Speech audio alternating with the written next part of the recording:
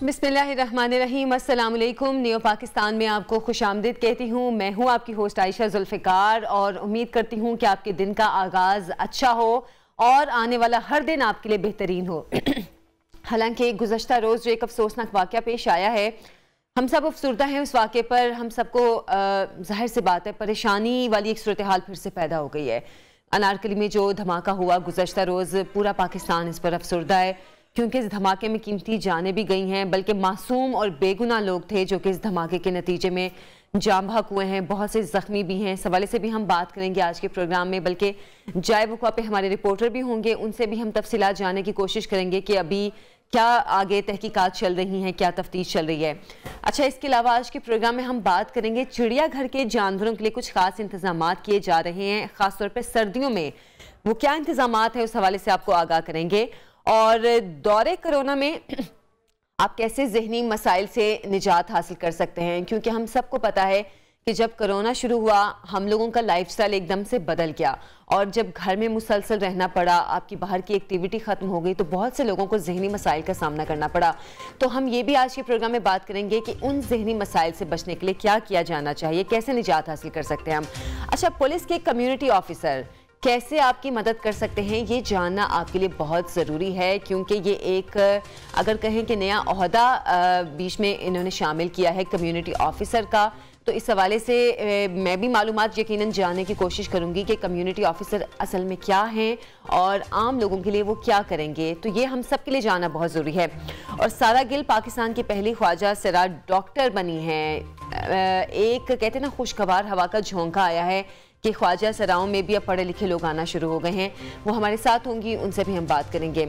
अच्छा, कोरोना के हवाले से मैं जैसे कि जिक्र कर रही थी और हम कोशिश करते हैं कि अपने हर प्रोग्राम में कोरोना के हवाले से आपको लाजमी अपडेट भी करें और कुछ अवेयरनेस भी दें, ताकि अगर हम लोग कहीं ना कहीं जो पहली वेव जब कोरोना की आई थी उसके बाद से हम रिलैक्स हो गए हैं, तो हमें मज़ीद कितना केयरफुल होने की ज़रूरत है ये आपको बताना बहुत ज़रूरी होता है। अच्छा, फाफिन के मुताबिक ये रिपोर्ट दिसंबर 2021 और रवां साल जनवरी में 69 अजला के मुशाहिदे के नताइज पर मबनी है। और इस रिपोर्ट में ये बताया गया है कि 21 दिसंबर 2021 और 16 जनवरी 2022 के दरमियान कोरोना केसेस में 10 गुना इजाफा हुआ है। तो वही हम बात कर रहे थे कि हम लोगों को बहुत केयरफुल अभी भी रहने की ज़रूरत है। अभी अनारकली धमाके के हवाले से मैं बात करना चाह रही थी। गुज़श्ता रोज़ ये जब धमाका हुआ तो इसमें कराची से भी एक फैमिली आई हुई थी, उनका भी एक बच्चा इसमें जाँ बहक हुआ, 9 साल का गालिबन वो बच्चा बताया जा रहा है। 3 अफराद टोटल इसमें उनकी डेथ हुई है और 25 जो लोग हैं वो ज़ख्मी हैं। और अभी भी बताया जा रहा है कि मुतादिद की उनमें से हालत जो है वो तशवीशनाक है।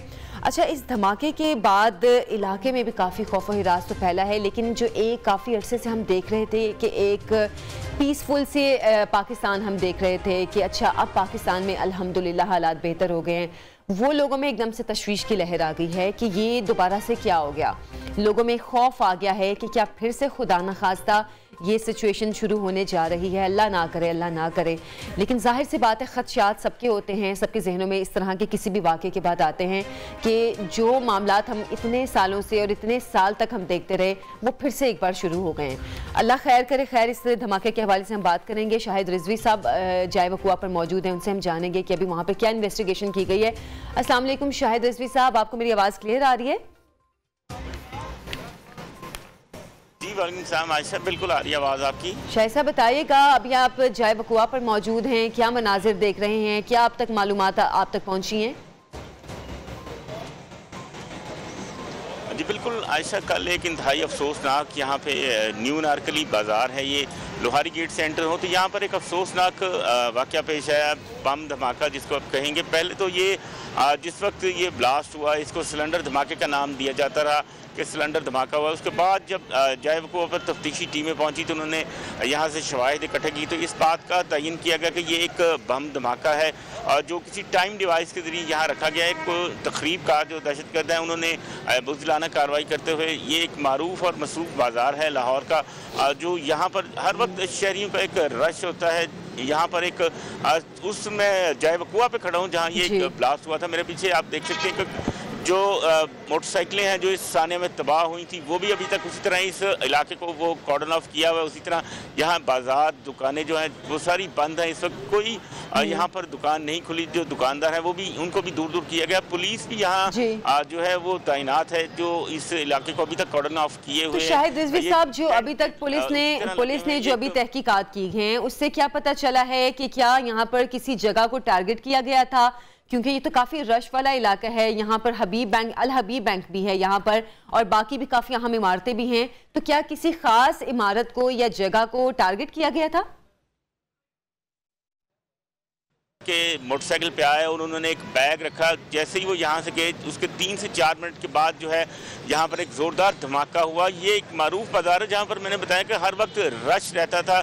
यहाँ पर जो रेडी बान है वो भी उन्होंने अपने रेडियाँ लगाई हुई हैं। इसी तरह जो लोग यहाँ ख़रीदारी के लिए आते हैं। इसके साथ ही जहाँ ये धमाका हुआ एक गली अंदर को जाती है जो पान मंडी कहलाती है लाहौर, बल्कि पंजाब की सबसे बड़ी मार्केट है पान की। यहाँ पर इस रोड पे जो है वो प्राइस बॉन्ड के भी कुछ ठेले लगाए हुए हैं लोगों ने। इसके अलावा जो है जूतियों के ठेले जो है वो भी लगा के बैठे हैं। गर्म कपड़े, आजकल सर्दियाँ हैं तो लोग जो लंडे के कपड़े हैं वो भी रख के खरीदो फरोख्त कर रहे होते हैं। इसके अलावा जो यहाँ दुकानें हैं वहाँ कुछ उसमें घड़ियों की दुकानें भी हैं, कुछ पानों की दुकानें भी हैं। इसके अलावा जो हैंडीक्राफ्ट की कुछ शॉप्स हैं वो भी यहाँ बनी हुई हैं। यहाँ हर वक्त जो है लोगों का रश रहता है। जो तकरीबकारों का असल जो मकसद हो सकता है वो यहाँ जो 1-1.5 किलो के करीब धमाका खेज मवाद यहाँ रखा गया था किसी बैग में या किसी शॉपर बैग में, तो उसमें धमाका खेज मवाद ज़्यादा था। इसके अलावा जो है जो इसमें इस्तेमाल होते हैं बॉल बेरिंग या कोई नट बोल्ट, उनकी तादाद कम थी। धमाका जो है इससे खौफ खरास फैलाना जो है वो ज्यादा मकसद था। जो लोग यहाँ करीब गुजर रहे थे, खड़े थे बिल्कुल, उनमें 3 अफराद जो हैं उनकी अब तक मौत हो चुकी हैं इस थाने में, और जो 26 से ज़ायद अफराद हैं वो अभी भी अस्पताल में जेर इलाज हैं जिनको जो तिब्बी इमदाद दी जा रही है। इस हवाले से जो तहकीकाती टीमें हैं वो उन्होंने यहाँ से अच्छा शाहिद आपको मेरी आवाज़ अगर आ रही है तो मुझे ये जगह ज़रा दिखाएगा, क्योंकि मैं खुद भी अनारकली बहुत जाती रही हूँ, मुझे इस इलाके का बहुत अच्छी तरह पता है। और मतलब अगर आप किसी ऐसी जगह के हवाले से कुछ ऐसी खबर सुने तो आपको ज़्यादा महसूस होती है, क्योंकि आप उस इलाके में बहुत ज़्यादा गए होते हैं, आपको उन जगहों का, उन दुकानों का, उन मुकामात का बहुत अच्छी तरह पता होता है। आपसे मैं जानना चाहती थी शायद रिजवी, जिस जगह पर धमाका हुआ हमें वो जगह भी दिखाएं और ये इलाका भी ज़रा हमें दिखाइएगा। जी बिल्कुल, ये देखिए मेरे कैमरामैन आपको ये दिखा सके तो ये वो इलाका है जो लोहारी गेट से, अगर आप सर्कल रोड से लोहारी गेट चौक में अगर आएँ तो ये अनारकली का आगाज़ होता है। ये वो जगह है, मेरे पीछे दिखा सकते हैं कैमरामैन। ये वो मोटरसाइकिलें जली हुई हैं जो इस थाने में धमाके के बाद जिनको आग लग गई थी, तबाह हो गई थी। और ये वो लोहारी गेट चौक है। आपको ये सामने लोहारी गेट की तारीखी मस्जिद भी नज़र आ रही है, और वो सामने अगर सड़क की दूसरी तरफ देखें तो वो जो बाज़ार है लोहारी गेट की तरफ अंदर जाता है। ये सारी सर्कुलर रोड है जो जहाँ पर जा रही है। ये इस चौक के बिल्कुल जहाँ से अनारकली बाजार शुरू होता है, लोहारी गेट की तरफ से अंदर को आए तो ये वो जगह है जहाँ शुरू होते ही जो है धमाका हो गया था। तकरीबकार जो है उन्होंने मोटरसाइकिल के पास कोई ऐसा सामान रखा था जिसके बाद यहाँ धमाका हुआ और खौफो खरास फैल गया। जख्मी हुए लोग कुछ जिनको यहाँ पर जो है वो एक भगदड़ भी मच गई, जिसके बाद कहते हैं कि आग लग गई थी और आग के बाद धुआं, आग लगने से पहले धुआं भी एक स्या उठा धमाके के बाद। आप ये फुटेज में भी देख सकते हैं। अभी तक ये जो है इस इलाके में शोक की फिजा कायम है। दुकानें लोगों की बंद हैं, किसी को दुकान खोलने की अभी तक भी इजाजत नहीं है। शायद रिजवी अनारकली वो इलाका है, शायद रिजवी आपको मेरी आवाज आ रही है तो मैं ये पूछना चाहती थी, अनारकली वो इलाका है जहां पर हमने देखा, हमने अपने बचपन से देखा कि जब बाहर के मुल्कों से लोग आते हैं तो वो अनारकली जरूर आते हैं, चाहे वो अगर हिंदुओं या सिखों के कोई त्यौहार हो तो वो भी अनारकली आते हैं। हमने यहाँ पे फॉरेनर्स को भी देखा है। अनारकली ऐसा इलाका है। अब इस तरह के इलाके में इस तरह का धमाका होना, लोग तो बहुत खौफजदा होंगे, परेशान होंगे, क्योंकि ये पाकिस्तान लाहौर का सबसे बड़ा कारोबारी मरकज भी है।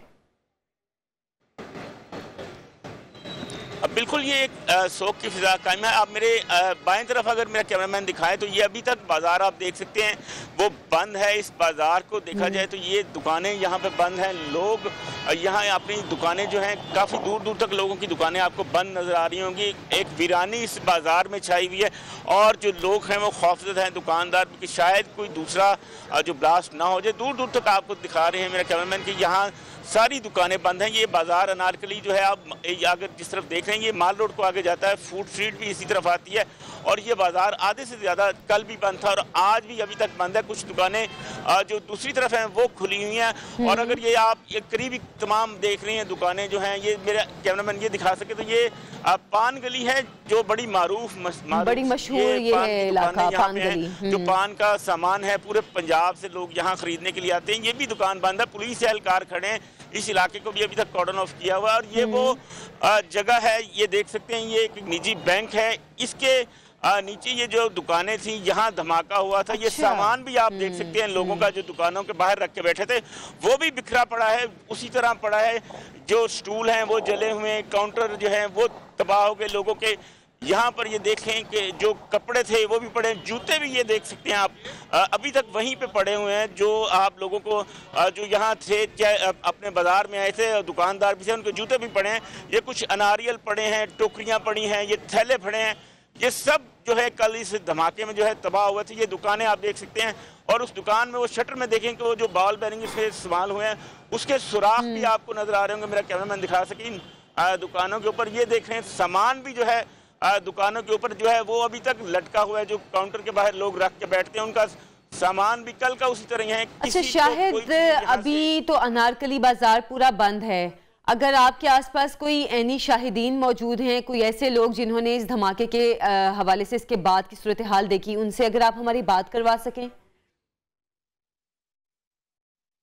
आशा, इस वक्त मैंने जैसे कि आपको बताया कि आपने देखा भी है कि ये दुकानें सारी बंद हैं। लोगों को यहाँ जो दुकानदार भी हैं, जो कोई ऐनी शाहिद भी हैं, तो उनको यहाँ आगे नहीं आने दिया जा रहा है। क्योंकि पुलिस का कहना है कि अभी यहाँ से शवाहिद इकट्ठे किए जा रहे हैं ताकि कोई शवाहिद ज़ाया ना हो। और इसलिए जो दुकानदार भी हैं, जो यहाँ के रिहायशी मुकामी भी हैं, जो यहाँ पर रहते हैं, उनको भी यहाँ आगे नहीं आने दिया जा रहा है। इस वजह से मैं आपकी किसी ऐनी शाहिद से अभी बात नहीं करवा पाऊँगा। जैसे ही कोई ऐनी शाहिद आता है तो उससे मैं देख कर आपकी बात करवाता हूँ। लेकिन आप देख सकते हैं उसी तरह ये सारा मामला है यहाँ पे जो पड़ा है। ये मेरा कैमरामैन अगर आपको यहाँ दिखाएं तो ये वो एक जगह है जहाँ पार्क की गई थी मोटरसाइकिल। यहाँ एक छोटा सा ये गड़ा भी पड़ा है जहाँ कोई शरपसंद नासर ने जो है वो बारूदी मवाद रखा था थैले में, ये बताया जा रहा है। ये वो आप देख सकते हैं कि वो गड़ा है, वो काउंटर भी पड़ा हुआ है तबाह हुआ, जिसके ऊपर जो है उसके निशानात हैं, जो उसके अंदर बॉल बेरिंग इस्तेमाल किए गए या नट बोल्ट। उसके बाद जो है ये सारी की सारी रेडियां तबाह हो गई, ये सारा सामान उसी तरह पड़ा है। आप देख सकते हैं कि ये आग लगने के बाद ये दुकानों में स्याह धुआं भी ला, और उसके बाद जो है अब तक ये हालात उसी की तरह हैं। इस इलाके में किसी को अभी तक भी आने की इजाजत। अच्छा शाहिद, आप साथ ही रहेगा। वज़ीर दाखिला शेख रशीद साहब हमारे साथ मौजूद हैं, उनसे भी हम इस धमाके के हवाले से मालूमात जानेंगे। अस्सलाम वालेकुम शेख साहब।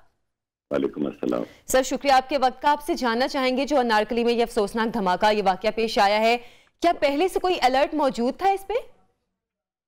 देखिए, मखसूस ये तो नहीं था कि अनारकली या लाहौर, ये तो था कि पाकिस्तान में 2, 3, 4, 5 शहरों में। अच्छा। और ये तो नहीं पता होता ना कि किस जगह पे उन्होंने करना है। बाकी कल तक उम्मीद है कि इसके तय तक हम पहुंच जाएंगे क्या सूरत हाल है। ये मोटरसाइकिल पे किसी ने आईडी लगाई और फोरेंसिक रिपोर्ट आ जाएगी 1 आधे घंटे में, तो फिर इसके बाद काम आगे चलेगा। अच्छा, तो शेख साहब इस हवाले से आपने जैसे कि बताया कि ये नहीं पता था कि किस जगह पे होगा, लेकिन कुछ शहरों के अलर्ट जारी थे। मजीद किन शहरों के हवाले से अलर्ट इस तरह के आए? इससे और सरासरगी फैलती है और पैनिक आता है। ज़ाहिर है इस्लामाबाद है, लाहौर है, कराची है, बड़े शहर तो यही है, कोयटा है। फिर इसका रिएक्शन होता है और कारोबार मुतासर होते हैं और लोग जो है मुतासर होते हैं। हमें कोशिश करनी चाहिए कि इसका सद्भाव करें और कड़ी यकीन। अच्छा शेख साहब, इस हवाले से ये भी तलात आ रही है कि किसी ने जिम्मेदारी भी कबूल की है, तो क्या कंफर्म कुछ हुआ है? की है उन्होंने, लेकिन अभी हम नहीं कुछ कंफर्म कर सकते जब तक कि हमारी इन्वेस्टिगेशन मुकम्मल ना हो जाए। 1 आधा दिन लगेगा, फिर हम इस पे तबसरा करेंगे। अभी हम इस पर कुछ नहीं कह सकते। शेख साहब, बड़े अरसे बाद मतलब हमने इस तरह के एक देखा कि किसी बड़े शहर में धमाका हुआ, क्योंकि लोग अब कहीं ना कहीं मुतमईन हो गए थे कि अब हम एक पीस की तरफ जा रहे हैं। लेकिन अब इस तरह के धमाके से लोगों में आपका क्या ख्याल है कि एक खौफ, सरासीमगी, एक परेशानी फिर से पैदा होगी? ज़ाहिर है उनका मकसद ही ये है कि पैनिक क्रिएट किया जाए, डिस्टेबल किया जाए और खौफ और हरास की फजा पैदा की जाए। हमने 80,000 जानों के नजराने से हमारी अजीम फौज ने और सिविल आर्म फोर्सेस ने और लोगों ने इस पर काबू पाया, और इंशाअल्लाह ताला ये भी 1-2 महीने जो हैं या 3 महीने जो हैं, इसमें इंशाअल्लाह ताला हालात में काबू पा लेंगे। अच्छा शेख साहब, अब आगे PSL भी होने जा रहा है, जाहिर सी बात है अब लोगों के दिलों में ये सवाल भी जहनों में आएगा कि अब खुदा न खास्ता, अब जैसे कि थ्रेट भी आपने बताए हैं कि हैं, तो लोगों के जहनों में सवाल होगा कि खुदा न खास्ता किसी ऐसे इवेंट को ना निशाना बनाया जाए। तो इस सिलसिले में क्या इकदाम किए गए हैं कि PSL पुरअमन तरीके से, पुरसकून तरीके से हो जाए? हमने पूरी सिक्योरिटी दी है, रेंजर्स दी है, FC दी है, फौज है, और ऑस्ट्रेलिया की टीम भी आ रही है, हमने तो ज्यादा उसका भी है। और 23 मार्च को OIC के बहुत बड़ी तादाद आ रही है वज़ीर खारजा की और अहम लोगों की, तो काफी सारे हालात पर नजर है हमारी, इंशाल्लाह अल्लाह बेहतर करे। अच्छा, जो अभी थ्रेट्स हैं शेख साहब, उस हवाले से क्या सिक्योरिटी को मजीद हाई अलर्ट किया जाएगा जिन शहरों के हवाले से सामने आए हैं थ्रेट्स? सिक्योरिटी ऑलरेडी अलर्ट है पूरी, हम जहाँ कोई ऐसा मसले का खतरा हो वहाँ अलर्ट है। हम आगे अल्लाह के हाथ में, जो अल्लाह चाहता है वो हो जाता है। अच्छा शेख साहब, जो इस्लामाबाद में सिक्योरिटी फोर्सेस पे जो हुआ था, मामला हुआ था, वो सामने आया था, वो TTP के साथ भी कुछ मुआहिदात की बातें हो रही थी, हमला हुआ था, तो TTP के साथ भी चल रहा था कि वो जो मुआहिदा है वो ख़त्म हो गया है। इस हवाले से कुछ बताएंगे प्लीज़? सीज फायर तो खत्म हो गया, बातचीत उनकी चल रही है, तालिबान बीच में ब्रिज का काम अदा कर रहे हैं, लेकिन उनसे सीज फायर नहीं है। और अभी आप ये नहीं कह सकते जिरगे विरगे हो रहे, लेकिन अभी किसी नतीजे पे नहीं पहुंचे। उनकी डिमांड्स इस किस्म की हैं कि मानी नहीं जा सकती। ठीक है, बहुत शुक्रिया शेख रशीद साहब, वज़ीर दाखिला हमारे साथ मौजूद थे, और जैसे कि उन्होंने बताया कि सिर्फ एक शहर नहीं, कुछ मज़ीद शहरों में भी सिक्योरिटी थ्रेट्स हैं, कुछ ऐसे के अलर्ट हैं जो कि मिले हैं, लेकिन इस हवाले से सिक्योरिटी हाई अलर्ट है। हम उम्मीद करते हैं, ये दुआ करते हैं कि पाकिस्तान को मज़ीद किसी भी ऐसी सूरत हाल का सामना न करना पड़े। शाहिद रिजवी भी हमारे साथ मौजूद हैं। अच्छा शाहिद, जो इस धमाके में जो लोग जाँ बहक हुए हैं, उनमें इतलात हैं कि जो एक बच्चा था वो कराची से आया था, बताइएगा इस हवाले से। जी बिल्कुल, ये एक बच्चा जो है वो आज़ाद कश्मीर से आया था, रिहायशी कराची का है। अच्छा। वो एक शादी की तकरीब से जो है यहाँ वापस आया था लाहौर सैर करने के लिए, तो बदकिस्मती से वो इस धमाके का निशाना बना और ज़िंदगी की बाजी हार गया। तमाम जो 3 अफराद इस साने में जाँ बहक हुए हैं, उनकी लाशें जो हैं पुलिस की जानिब से पोस्टमार्टम के बाद जो है उनके वर्षा के हवाले कर दी गई हैं। तदफीन के लिए लाशें जो हैं उनके आबाई इलाकों में भी भिजवा दी गई हैं। एक बड़ा ये एक अफसोसनाक वाक़या है कि एक 9 साल का बच्चा जो इस सानिया में जो है वो सैर करने आया था, जैसे कि आपको पता है, आपने खुद भी बताया कि नारकली एक मारूफ और मशहूर बाज़ार है, बड़ी दुनिया दूर दूर से आती है, बल्कि दूसरे ममालिक से भी लोग इस बाज़ार को देखने आते हैं। ये तारीखी बाज़ार है अनारकली, जहाँ पर जो है हर किस्म के कपड़े की दुकानें हैं, जूते हैं और दूसरे किस्म की दुकानें हैं, खाने पीने के। इससे आगे एक फूड स्ट्रीट बनी है जो पुरानी अनारकली का इलाका, इसी रोड पे अगर वो आगे की तरफ को आता है, जहाँ पे फूड स्ट्रीट भी एक बनाई गई है, वहाँ भी हर वक्त जो है खाने पीने की दुकानें खुली हैं, लोगों का रश रहता है। ये जो बाज़ार जहाँ पे ये वाक़या हुआ है, ये जो है न्यू अनारकली की एंट्रेंस है, यहाँ पर भी हर वक्त जो है रश रहता है। लोग कुछ लोग पैदल जा रहे होते हैं, कुछ बाइक्स पे जा रहे हैं, तो यहाँ काफ़ी रश रहता है और हर वक्त लोग यहाँ से खरीदो फरोख्त के लिए यहाँ बाज़ार में आते हैं, फैमिलीज भी आती हैं, बच्चे भी आते हैं। तो ये अफसोसनाक कल एक वाक़या पेश आया जिसमें ये बच्चे समेत 3 अफराद जो हैं वो ज़िंदगी की बाजी हार गए। जो एक दूसरा काला शाह काकू का रिहायशी बताया जा रहा है, वो ठेला लगाता था यहाँ खाने पीने के, एक भटूरे की दुकान थी, वहाँ काम करता था। चूँकि धमाका इतना खौफनाक था, उसका ठेला भी इसके करीब था, तो जिसके बायस वो भी शदीद ज़ख्मी हुआ और हस्पताल जाते हुए जो है जाँ बर ना हो सका। इस हवाले से जो है आज भी इस इलाके में एक शोक की फिजा कायम है, दुकानें बंद हैं, तमाम किस्म की सरगर्मियां जो हैं इस इलाके में जहां ये धमाका हुआ है वो बंद है। अच्छा, तो शाहिद अभी फिर क्या इन्होंने जहां पर धमाका हुआ है सिर्फ उस जगह को बंद किया है या पूरा अनारकली बाजार ही बंद कर दिया गया है? नहीं चीज़ जहाँ पे ये अनारकली शुरू होता है वो धमाका जो है वो उस जगह को तकरीबन ये कॉर्डन ऑफ किया गया है, कुछ इलाके को। जो अनारकली दुकानें हैं, कैमरामैन मेरा आपको ये दिखा सके बाईं तरफ, तो कुछ दुकानें जो है आधे से कम हिस्से की दुकानें जो है वो बंद की गई हैं। बाकी जो है दूसरी साइड पे बाजार जो है वो मामूल के मुताबिक कल भी खुला रहा था और आज भी जो है आहिस्ता आहिस्ता जब हम आ रहे थे तो दुकानें खुल रही थी। ये जो कुछ एरिया है जो यहाँ पे दुकानें बंद हैं दोनों तरफ से, किसी को भी यहाँ आने नहीं दी जा रहा। जो रिहायशी हैं कोई फ्लैट्स में या किसी और जगह पे, वही सिर्फ यहाँ पर रिहाइश पजीर हैं। बाकी जो दुकानें हैं वो अब तक यहाँ जो है वो तमाम की तमाम जो है वो बंद है। कोई ऐसी कारोबारी सरगर्मी इस इलाके में नहीं है। ठीक है शाहिद रिजवी, बहुत शुक्रिया आपका, आप जाए वकुआ पर मौजूद थे, वहाँ से हमें सूरत हाल के हवाले से अपडेट कर रहे थे और हम यही दुआ करेंगे कि पाकिस्तान को अल्लाह ताला ऐसे हादसात से बचाए। एक छोटी सी ब्रेक से हम वापस आएंगे, हमारे साथ रहिए।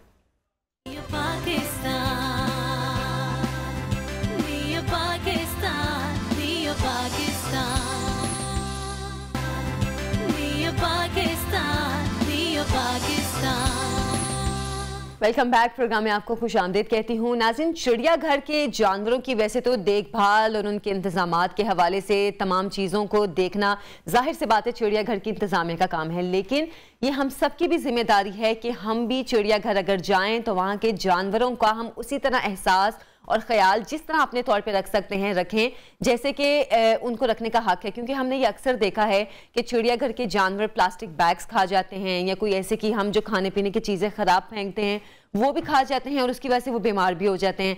लेकिन इस चीज़ का आप सबको हम सबको ख्याल रखने की बहुत ज़रूरत है कि हम अगर चिड़ियाघर जाएं तो जानवरों को देखने जाएं तो हम जो खाने पीने की चीज़ें साथ लेकर जा रहे हैं हम इस चीज़ का ख्याल रखें कि किस जानवर के लिए कौन सी चीज़ खाने की ज़रूरत होती है या उसको ये दे सकते हैं या नहीं दे सकते। और ख़ास तौर पर लोग जब कुछ खा रहे होते हैं तो जो रैपर्स हैं वो भी उनके जंगलों में फेंक देते हैं, तो आप प्लीज़ इन चीज़ों का बहुत ख्याल रखा करें। अच्छा, अभी इस सिलसिले में खबर जो सामने आई है वो ये है कि महकमा जंगली हयात पंजाब ने सूबे भर के ज़ेर इंतज़ाम पार्क्स और चिड़ियाघरों में रखे जानवरों और परिंदों को सर्दी की मौजूदा लहर से बचाने के लिए इंतजाम कुछ किए हैं और सेक्रेटरी जंगली हयात और माहिर परवरी पंजाब शाहिद जमान इस तमाम अमल की निगरानी कर रहे हैं। अच्छा, इस पर हम बात करेंगे। तर्जुमान लाहौर चिड़ियाघर किरण सलीम साहिबा हमारे साथ मौजूद हैं। अस्सलाम वालेकुम किरण। वालेकुम अस्सलाम, कैसी हैं आप? बहुत शुक्रिया और बहुत खूबसूरत और बहुत अहम पैगाम दिया आपने कि जो हमारे शायकीन चिड़ियाघर में आ रहे होते हैं, इंतजामिया के साथ साथ हम सब का फर्ज है कि हम उनके लिए खुसूसी ख्याल करें, खास तौर पर प्लास्टिक शॉपिंग बैग्स जो कि इनके लिए जानलेवा साबित हो सकते हैं। बिल्कुल ठीक है आपने। अच्छा किरण, चलें ये तो हमारी सबकी जिम्मेदारी है, लेकिन अब जो इंतजामिया की जानिब से किया जा रहा है हमें उस हवाले से बताइएगा कि सर्दी की जो मौजूदा लहर है, क्योंकि काफी ज्यादा सर्दी पड़ी है, कुछ खास इंतजाम किए जा रहे हैं क्या? जी बिल्कुल, मौसम बहुत ज्यादा जानवरों पर असरअंदाज होता है और गर्मी और सर्दी में खसूसी इंतजाम होते हैं। सर्दी का मौसम है तो हम सर्दी के हवाले से अपने इंतजाम को बताना आपको चाहेंगे।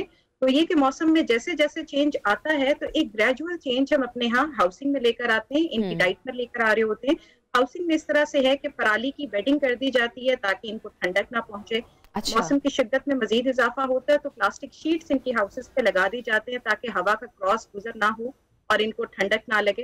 और इसके अलावा फिर जिन स्पीशीज में हीटर्स की जरूरत होती है वहां पर हीटर लगा दिए जाते हैं।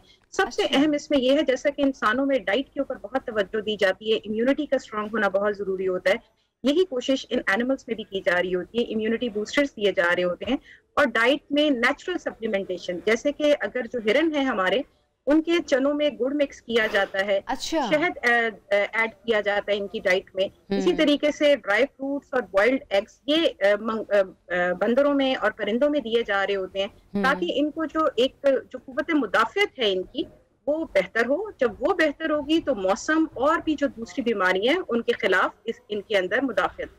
अच्छा, ये तो चलें बड़े अच्छे इकदाम हैं, क्योंकि डाइट के हवाले से हम अक्सर ये सुनते रहते हैं कि चिड़ियाघर के जानवरों को डाइट शायद सही नहीं दी जा रही, इसलिए जानवर बीमार भी हो रहे हैं या उनकी डेथ भी हो जाती हैं। लेकिन अभी जो चिड़ियाघर के जानवरों की अगर मजमूई सेहत, अगर हम मजमूई जानवरों की बात करें तो आपके ख्याल में कि तमाम जानवर फिट हैं, सही हैं? लाहौर ज़ू की अगर मैं स्पेशली बात करूं तो डाइट में कभी भी किसी भी एनिमल में कोई इसी तरह की कमी नहीं की गई है, बल्कि इनको हमारे कई दफा एनिमल्स जो हैं हमारे ओवरफीड होते हैं। हमें कहा जाता है फ्रॉम द एक्सपर्ट्स टीम कि आप इसकी डाइट को रिड्यूस करें। और इसके अलावा जो सप्लीमेंटेशन चल रही होती है वो भी इसलिए होती है ताकि आपकी जो भी बीमारी आ रही है उसके खिलाफ इनमें मुदाफियत हो। सही। अभी इस टाइम पर लाहौर जू में हमारे तमाम एनिमल्स माशाल्लाह हेल्दी हैं, सिवाय एक हमारा व्हाइट राइनो है अभी जो हमारा अंडर ट्रीटमेंट है। इसके अलावा तमाम एनिमल्स हेल्थ वाइज बिल्कुल ठीक हैं। इनकी खुराक का भरपूर ख्याल रखा जा रहा है। यहाँ पर हाउसिंग जो है उनकी जरूरत के मुताबिक हाउसिंग को भी बनाया गया है। अच्छा किरण, ये बताइएगा कि चिड़ियाघर की जो सैर के लिए लोग आते हैं, जैसे मैं भी जिक्र कर रही थी कि हम सबकी जिम्मेदारी तो है, लेकिन अभी जो हालिया मौसम और कोरोना की वजह से मामला चल रहे हैं, कोई खास SOPs उन पर भी लागू होते हैं? बिल्कुल, हमने जैसे टाइम टू टाइम जो गवर्नमेंट अपने नोटिफिकेशंस इशू करती है और जो प्रिकॉशंस बताती है वो यहाँ पर ली जा रही होती हैं। अच्छा। एंट्री के टाइम पर मास्क लगाना, सैनिटाइज करना, और जिस अरसे में जू को जब तक दूसरे पार्क्स को बंद किया गया था उस अरसे में जू भी बंद हुआ है। और इसके अलावा हम एनिमल्स के हवाले से कुछ इसमें खुसूसी हमारी कोशिश ये होती है कि हमारा कुछ स्प्रेस हैं यहाँ पर किए जा रहे होते हैं। मकसद ये है कि सैनिटाइजेशन जो है वो बेहतर हो, सफाई सुथराई बेहतरीन हो। और इसके अलावा हम अपने एनिमल्स का सिम्प्टोमेटिक एग्जामिनेशन भी करते हैं कि हमारे हर एनिमल को चेक किया जाता है कि कोई वो सिम्टम्स कोविड रिलेटेड तो नहीं शो कर रहा है। अच्छा। या फिर अक्सर हम अपनी university of veterinary and animal sciences इनके ताउन से एक टेस्ट रन करते हैं जिसमें जानवरों का जो फीकल मैटर है या उनका जो पानी जो ज़ेरे इस्तेमाल रहता है उसको भी चेक किया जाता है कि वो उसके अंदर कोविड तो नहीं है, तो ये भी इंडिकेशन होती है। तो हमारे यहाँ हम ये दोनों चीजें साइड बाय साइड चल रही होती है, जहाँ पर विजिटर सेफ्टी है वहीं पर एनिमल हेल्थ चेक भी होता है। तो किरण, अक्सर ऐसी खबरें भी सामने आती हैं कि चिड़ियाघर के जानवरों के साथ नारवा सलूक किया जाता है। ये क्या इस चीज़ को मेक श्योर किया जाता है कि जो लोग मतलब चिड़ियाघर के जानवरों का ख्याल रख रहे हैं, एक तो इंतज़ामिया है वो ऊपर बैठी है, जो नीचे जो इन चीज़ों को देख रहे हैं वो जानवरों के साथ नारवा रवैया ना रखें? जी बिल्कुल, इस हवाले से हमेशा कोशिश होती है और उसमें हम खासी हद तक कामयाब भी होते हैं। और विजिटर्स जहाँ पर हमारे पास कभी बुरे आते हैं तो वो अच्छे भी आते हैं। बुरे से मुराद ये कि अगर जिनमें ये अवेयरनेस नहीं होती, उनको जब बताया जाता है कि हमने इनका ख्याल रखना है या हमारे इस फेल से ये जानवर जो है वो तंग हो रहा है, तो हमारे यहाँ मेजॉरिटी विजिटर्स इसको अच्छा रिस्पॉन्ड करते हैं और उसके बाद इस तरह की हरकत को वो नहीं कर रहे होते हैं। इसके अलावा ये भी है कि जो हमारा सिक्योरिटी स्टाफ वहाँ पर मुअय्यन किया गया है वो इस चीज को श्योर करते हैं कि तमाम जो जानवर हैं वो सुकून में रह रहे हों, उनको विजिटर्स की तरफ से कोई मुश्किल ना आ रही हो। इसके अलावा जो रश के दिन होते हैं, खुसूसी तौर पे हम अपना जो दूसरा स्टाफ है जो कि हॉर्टिकल्चर है, कीपर स्टाफ ने तो वहीं पर होना होता है, हमारा जो टेक्निकल स्टाफ है उनको भी हम अपने जानवरों की जो है देखभाल के लिए विजिटर्स के हवाले से खुसूसी तौर पे उनकी भी ड्यूटीज लगाई जाती है। अच्छा, मैं बार बार नारवा सलूक के हवाले से इसलिए भी बात कर रही हूँ क्योंकि जाहिर सी बात है ये जानवर हम इंसानों के मोहताज हैं इस वक्त, हमारे रवैये के भी और हमारी एक ना से खिदमत कहना चाहिए जो हम उनकी करें उसके भी मोहताज हैं। तो किरण, आपको भी पता है कि इसी रवैये की वजह से पाकिस्तान में एक मुहिम भी चली थी कुछ सेलिब्रिटीज़ की जानिब से भी, और उन्होंने कहा था कि पाकिस्तान में तमाम चिड़ियाघरों को बंद कर दिया जाए। तो अब इस सिलसिले में क्या हुकूमत की जानिब से भी कोई इकदाम किए जा रहे हैं कि चिड़ियाघर में इस तरह के मामला ना हो जो कि जानवर हम इंसानों के बुरे रवैयों का शिकार हों?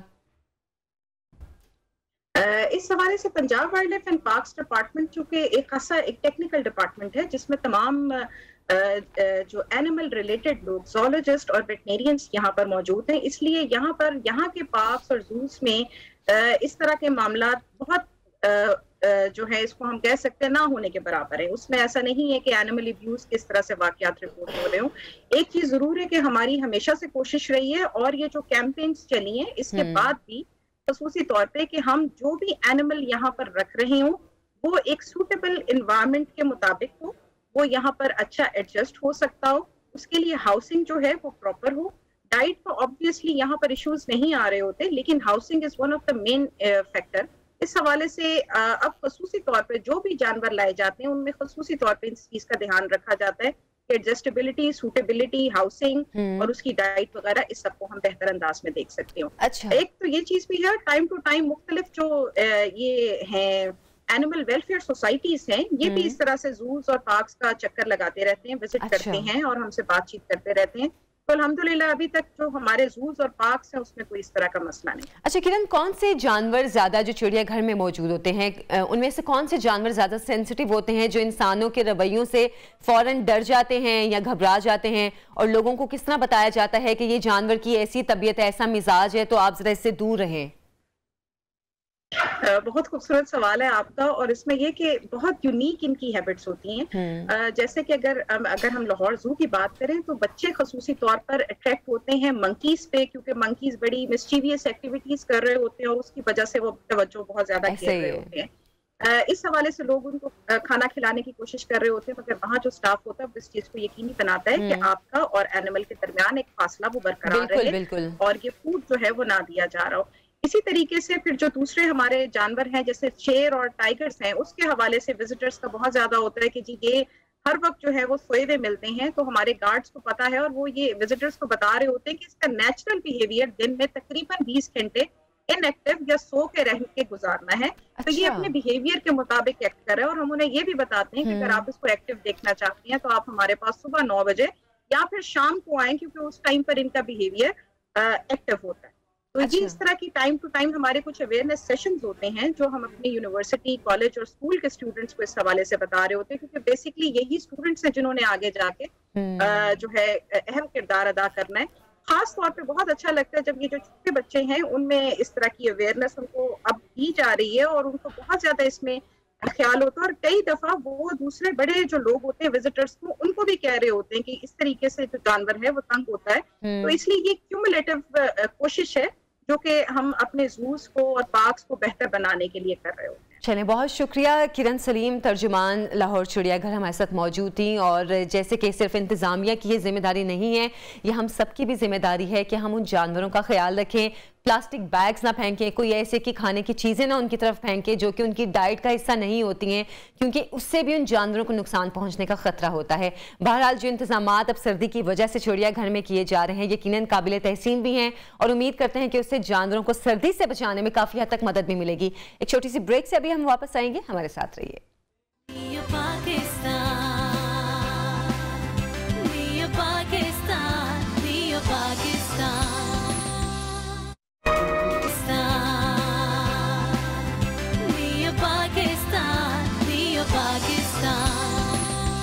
ब्रेक के बाद आपको खुशामदीद कहती हूँ। नाज़रीन, हम हर रोज़ तकरीबन अपने आसपास से कोई ना कोई ख़बर ऐसी सुनते हैं कि जिससे आपकी तबीयत परेशान हो जाती है कि किसी ने किसी को धोखा दे दिया, किसी के साथ फ्रॉड कर दिया, किसी के पैसे चुरा लिए, या किसी के पैसे अगर गुम हो गए तो उसके बाद मिले नहीं। मतलब बहुत सी ऐसी खबरें हैं जो कि हम रोज़ तकरीबन सुनते हैं, और जाहिर सी बात है मीडिया का ज़माना है और सोशल मीडिया भी हर कोई देखता है, तो ऐसी खबरें आपको कहीं ना कहीं नज़र आई जाती हैं। लेकिन अगर कभी आपको ऐसी कोई खबर सुनने को मिले कि किसी की कोई ऐसी महंगी चीज़ गुम हो गई जो कि उसको बाद में मिल भी गई, तो बड़ी एक खुशगवार सी, एक कहते हैं ना खुशी सी भी होती है, एक एहसास सा भी होता है। अच्छा, कैसे मिल गई, वो कौन ईमानदार शख्स होगा जिसने ये चीज़ किसी की उसको वापस की। अच्छा, ऐसा ही वाकया हुआ है गुज़श्ता दिनों में। मोटरवे पर एक साहब का जो बैग था जिसमें उनके पैसे भी थे और जेवरात भी थे कुछ, तो वो मोटरवे पे गुम हो गया। अच्छा, अब वो परेशान थे कि उसको ढूंढे कैसे, लेकिन जनाब मोटरवे पुलिस ने अपनी फर्ज शनासी का मुजाहिरा किया और उन्होंने उन साहब का वो बैग ढूंढा और उनको वापस भी किया। मैं कहती हूँ कि जिसमें बात करी थी कि आपको खुशगवार हवा का एक झोंका लगता है ऐसे की खबरें सुनकर ना, एक एहसास होता है कि अच्छा अभी भी हमारे दरमियान फर्ज शनास लोग मौजूद हैं। तो सबसे पहले मैं उन साहब से बात करना चाहूंगी जिनका ये बैग गुमा था। अबसार आलम साहब हमारे साथ मौजूद हैं। अस्सलाम वालेकुम अबसार साहब। अबसार साहब, आपको मेरी आवाज आ रही है? अबसार साहब को मेरी आवाज़ नहीं जा रही है। उनसे हम बात करने की कोशिश करेंगे कि उनका बैग कैसे गुमा, उनसे जानने की कोशिश करेंगे। लेकिन जैसे कि मैं बात कर रही थी ना कि ये एक बहुत अच्छी अलामत है हमारी सोसाइटी के लिए कि इस तरह की खबरों को वायरल होना चाहिए, इस तरह की खबरों को सामने आना चाहिए, जिससे लोगों को ये भी अवेयरनेस मिले कि हमारे अभी भी ऐसे लोग मौजूद हैं हमारे दरमियान में जो फ़र्ज शनासी, ईमानदारी को अपने साथ रखते हैं, अपने साथ लेकर चल रहे हैं। ये आपकी शख्सियत, आपकी किरदार का हिस्सा होता है। अच्छा, अबसार साहब हमारे साथ मौजूद हैं। अबसार साहब अस्सलाम वालेकुम, मेरी आवाज़ आ रही है आपको? जी सर। अच्छा अबसार साहब, कब आपका ये बैग गुमा था, कहाँ गुमा था? ये तो बड़ी हैरत की बात हुई ना कि आपकी गुमी हुई चीज, पैसों, जेवरात समेत आपको वापस मिल गई। बात है कि बहुत ज्यादा हैरत की बात है। ये मैडम मैं इस्लामाबाद से पेशावर अपने घर के लिए आ रहा था। अच्छा। तो मुझे रास्ते में एक फोन आया तो मैंने गाड़ी साइड पर खड़ी की है फोन सुनने के लिए। तो उससे मेरी मिसेज भी गाड़ी से उतरी है तो उसके पाँव में बैग पड़ा हुआ था। अच्छा। तो उसे पता नहीं लगा वो बैग उससे गाड़ी से नीचे गिर गया था। हमने फोन अटेंड किया और उसके बाद हम फिर वापस गाड़ी में बैठकर पेशावर की तरफ रवाना हो गए थे। अच्छा। हम थोड़ी देर के लिए मर्दान कयाम तवाम में चाय पीने के लिए खड़े हुए हैं। तो इसी दौरान एक टेलीफोन आता है मेरी बेटी के मोबाइल पर कि आप कहाँ पर हैं। उसने कहा कि हम तो मोटरवे पर हैं और मर्दान कयाम तवाम में हम चाय पी रहे। तो उसने कहा कि मैं इंस्पेक्टर इम्तियाज बोल रहा हूँ, आप देखें कि आपसे क्या चीज गुमी हुई है। अच्छा। तो हम देख रहे थे कि क्या, फिर गाड़ी में जब यहाँ कर देखा कि पर्स नहीं था तो फिर ये मेरी बच्ची ने और वाइफ ने थोड़ी सी परेशानी का इजहार किया और जरा सी खदगी भी किया कि पर्स कहाँ गुम किया हमसे। अच्छा। फिर दोबारा फोन आया, उन्होंने कहा कि भाई आप हमारा सवाबी इंटरचेंज से थोड़ा से 1-2 किलोमीटर आगे इस्लामाबाद साइड पर एक थाना है तो आप वहाँ पर आए तो आप चीजें वहाँ पर पड़ी होंगी। मुझे फिर भी यकीन नहीं आता था क्योंकि उसमें बहुत बड़ी अमाउंट भी थी और ज्वेलरी भी थी उसमें और मेरी गाड़ी की रजिस्ट्रेशन पड़ी थी और बहुत सी चीजें थी उसमें। चले, ये तो मतलब बहुत हैरत का एक मामला हो गया ना कि आपकी जो चीज गुमी आपने खुद भी नहीं कंप्लेन की बल्कि आप तक खुद कॉल आ गई। और ये कॉल करने वाले कौन लोग थे, ये अफसरान कौन थे, उनसे मैं आपको आज मिलवाने जा रही हूँ। हमारे साथ इम्तियाज अहमद साहब SPO हैं मोटरवे और शीरी ताज PO हैं, उनसे मैं आज आपको मिलवाने जा रही हूँ। अस्सलाम वालेकुम आप दोनों को। वालेकुम अस्सलाम। अच्छा इम्तियाज साहब, सबसे पहले मैं आपसे जानना चाहूंगी क्योंकि अफसार साहब बता रहे थे कि आपने उनको कॉल की थी, कैसे आपको ये बैग मिला? अस्सलाम वालेकुम मैडम, इस तरह हुआ कि हम तकरीबन ये शाम के टाइम रूटीन के पेट्रोलिंग पे थे। अच्छा। और मोटरवे पे लोकेशंस होते हैं मुख्तलिफ, तो 413 एक लोकेशन बनती है।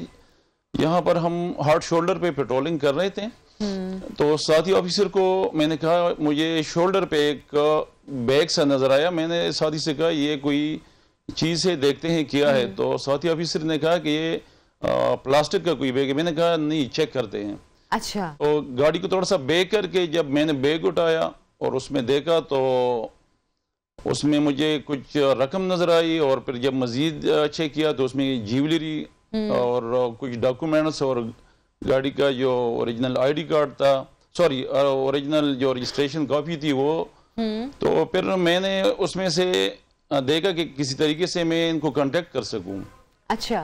तो जब मैंने देखा तो उसमें कुछ ज्वेलरी का एक रसीद पड़ा हुआ था, इस पे एक नंबर लिखा हुआ था, वो मैंने उस पर कांटेक्ट किया। तो उस पर मेरा रब्ता हुआ इनसे, तो उन्होंने मुझे कहा कि हमें तो नहीं पता, चेक करते हैं। अच्छा। तो फिर मैंने दोबारा कॉल की तो उन्होंने कहा कि जी हमारा बैग गुम हो गया है।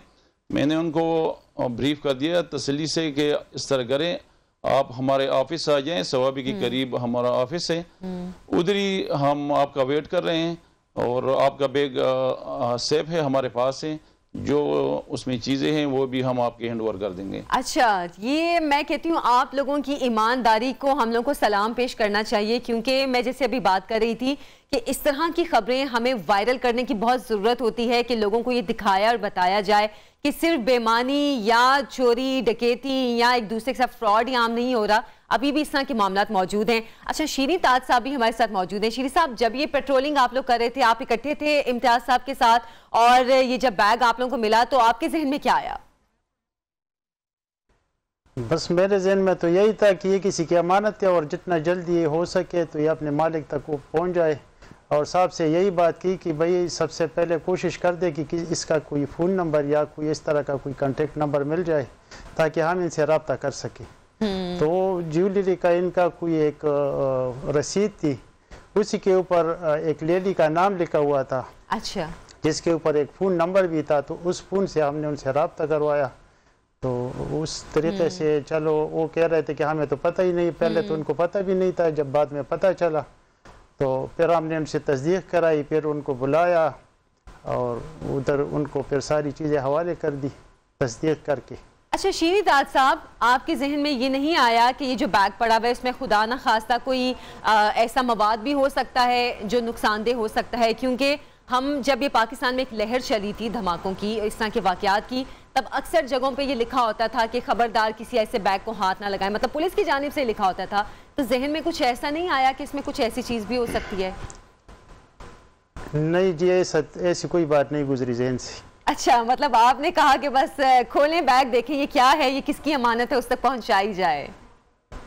वो भी है, और दूसरा ये कि जिंदगी मौत का वैसी वक्त मुकर्रर है, वो तो जिसको आनी है वो उसको कोई टाल नहीं सकता। बेशक ऐसा ही है। अच्छा इम्तियाज साहब, दूसरा अगर पुलिस वाले हाथ न लगाए तो इसके लिए कौन आएगा? और दूसरा ये कि एक हर चीज़ जो ऐसी होती है ना, ज़रूरी नहीं कि हर चीज़ बम ब्लास्ट या इस तरह डिस्पोजल उसमें मादे हो, ऐसी कोई बात ज़हन से नहीं गुजरी। अल्लाह ताला सबको महफूज रखें। जाहिर सी बात है, जिसकी अमानत थी आप लोगों ने उन तक पहुंचानी थी, अल्लाह ताला ने आपको वसीला बनाया इसका। अच्छा इम्तियाज साहब, मोटरवे पुलिस की जो ट्रेनिंग होती है उसमें क्या ये चीज़ें भी शामिल होती हैं कि अगर आपको सड़क पे मोटरवे पे कोई चीज़ ऐसी पड़ी हुई नज़र आए तो आप उसकी चेकिंग करें, या उसको मालिकान तक अगर पहुंचाने का नहीं कोई आइडेंटिटी मिल रही तो किस तरह फिर आप लोग करते हैं कोशिश? इस तरह अगर हमें कोई चीज़, बिल्कुल ये हमारे ट्रेनिंग में शामिल है, हमें यही कुछ सिखलाया गया है। इसी वजह से मोटरवे का जो एक नाम है इसी वजह से है कि हम अपनी ड्यूटी को ड्यूटी समझकर सरअंजाम देते हैं। और इस तरह की कोई चीज़ हमें मिल जाए, पहले तो हम कोशिश करते हैं कि किसी तरीके से ट्रेस आउट हो जाए जिसकी वो अमानत है। अगर फिर नहीं होती तो फिर कोशिश करते हैं कि वो चीज़ अपने सीनियर्स के नोटिस में लाते हैं और अपने ऑफिस में अपने ऑफिस को रिपोर्ट करते हैं कि ये चीज़ हमें फलानी लोकेशन से मिली है। अच्छा। और इसमें कोई कांटेक्ट नंबर नहीं मिल रहा। फिर हम मुतालिका थाने और मुख्तलिफ न्यूज़ चैनल या व्हाट्सएप ग्रुप्स पे इस तरह शेयर कर देते हैं। अगर किसी की कोई चीज़ गिरी हो मोटरवे पे तो वो हमें निशानदही करवा के वो अपने अमानत वसूल कर लें। अच्छा, मोटरवे पुलिस के हवाले से आपने सही बताया कि एक पहचान है मोटरवे पुलिस की, और लोग आप लोगों के रवैये की वजह से भी आप लोगों में बहुत ट्रस्ट करते हैं। तो इससे पहले कभी क्या कोई इस तरह का वाकया पेश आया कि किसी की कोई ऐसी कीमती चीज़ मोटरवे पर गिर गई हो और आप लोगों को मिली हो, फिर आपने उनके मालिकान तक पहुंचाई हो? जी, इस तरह 4-5 महीने पहले एक वाकया हुआ था। ये बीट 4 में जिस इस्लामाबाद टू बुरहान का जो एरिया है, इधर एक एक्सीडेंट हुआ था। तो उसमें जो जख्मी थे वो हमने हॉस्पिटल पहुंचा दिए, और जब गाड़ी की मैंने तलाशी ली तो उससे मुझे 4 लाख रुपए मिले। बाद में फिर पता चला वो जिसके थे उनके हैंड ओवर कर दिए। अच्छा, रोड सेफ्टी के हवाले से लोगों को क्या हिदायत की जाती हैं? क्योंकि जाहिर सी बात है, जो लोग मोटरवे पर सफ़र करते हैं वो तो उन चीज़ों को जानते हैं, लेकिन जो लोग नए नए मोटरवे पर सफ़र करना शुरू करते हैं उनके हवाले से कुछ SOPs भी होते हैं, कुछ सेफ्टी के हवाले से हिदायत भी मोटरवे पुलिस की जानिब से दी जाती हैं। क्या वो जगह जगह नस्ब की होती हैं, या फिर अगर कोई आपसे पूछना चाहे तो वो इस हवाले से आपको कॉल करके पूछ सकता है? बिल्कुल इस तरह है कि 130 पे हम हर वक्त अवेलेबल होते हैं।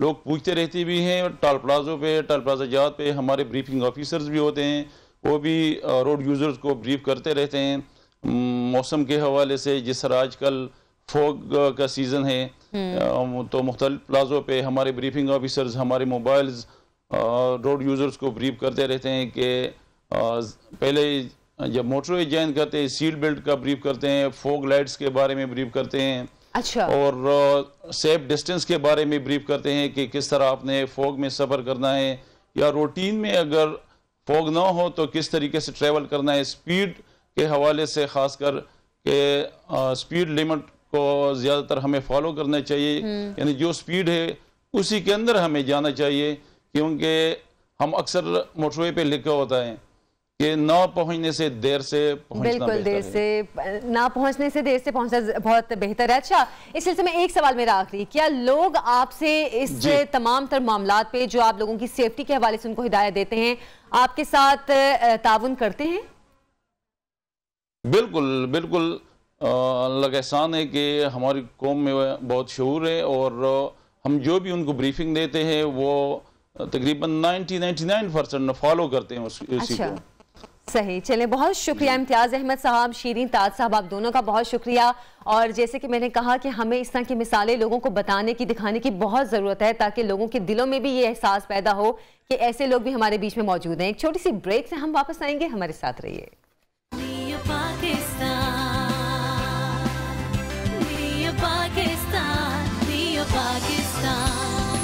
Welcome back. प्रोग्राम में आपको खुशामदीद कहती हूँ। नाज़रीन, आज एक बहुत अहम चीज़ आपसे शेयर करने वाली हूँ और वो ये है कि बैनुल अक़वामी तंजीमों का एक कंसोर्शियम जो है वो पाकिस्तान के 24 अजला में कोविड-19 के हवाले से जो वबाई अमराज हैं इससे निपटने के लिए और साथ ही साथ जो एक कम्युनिकेशन गैप है उसको कम करने के लिए एक मंसूबा शुरू करने जा रहा है।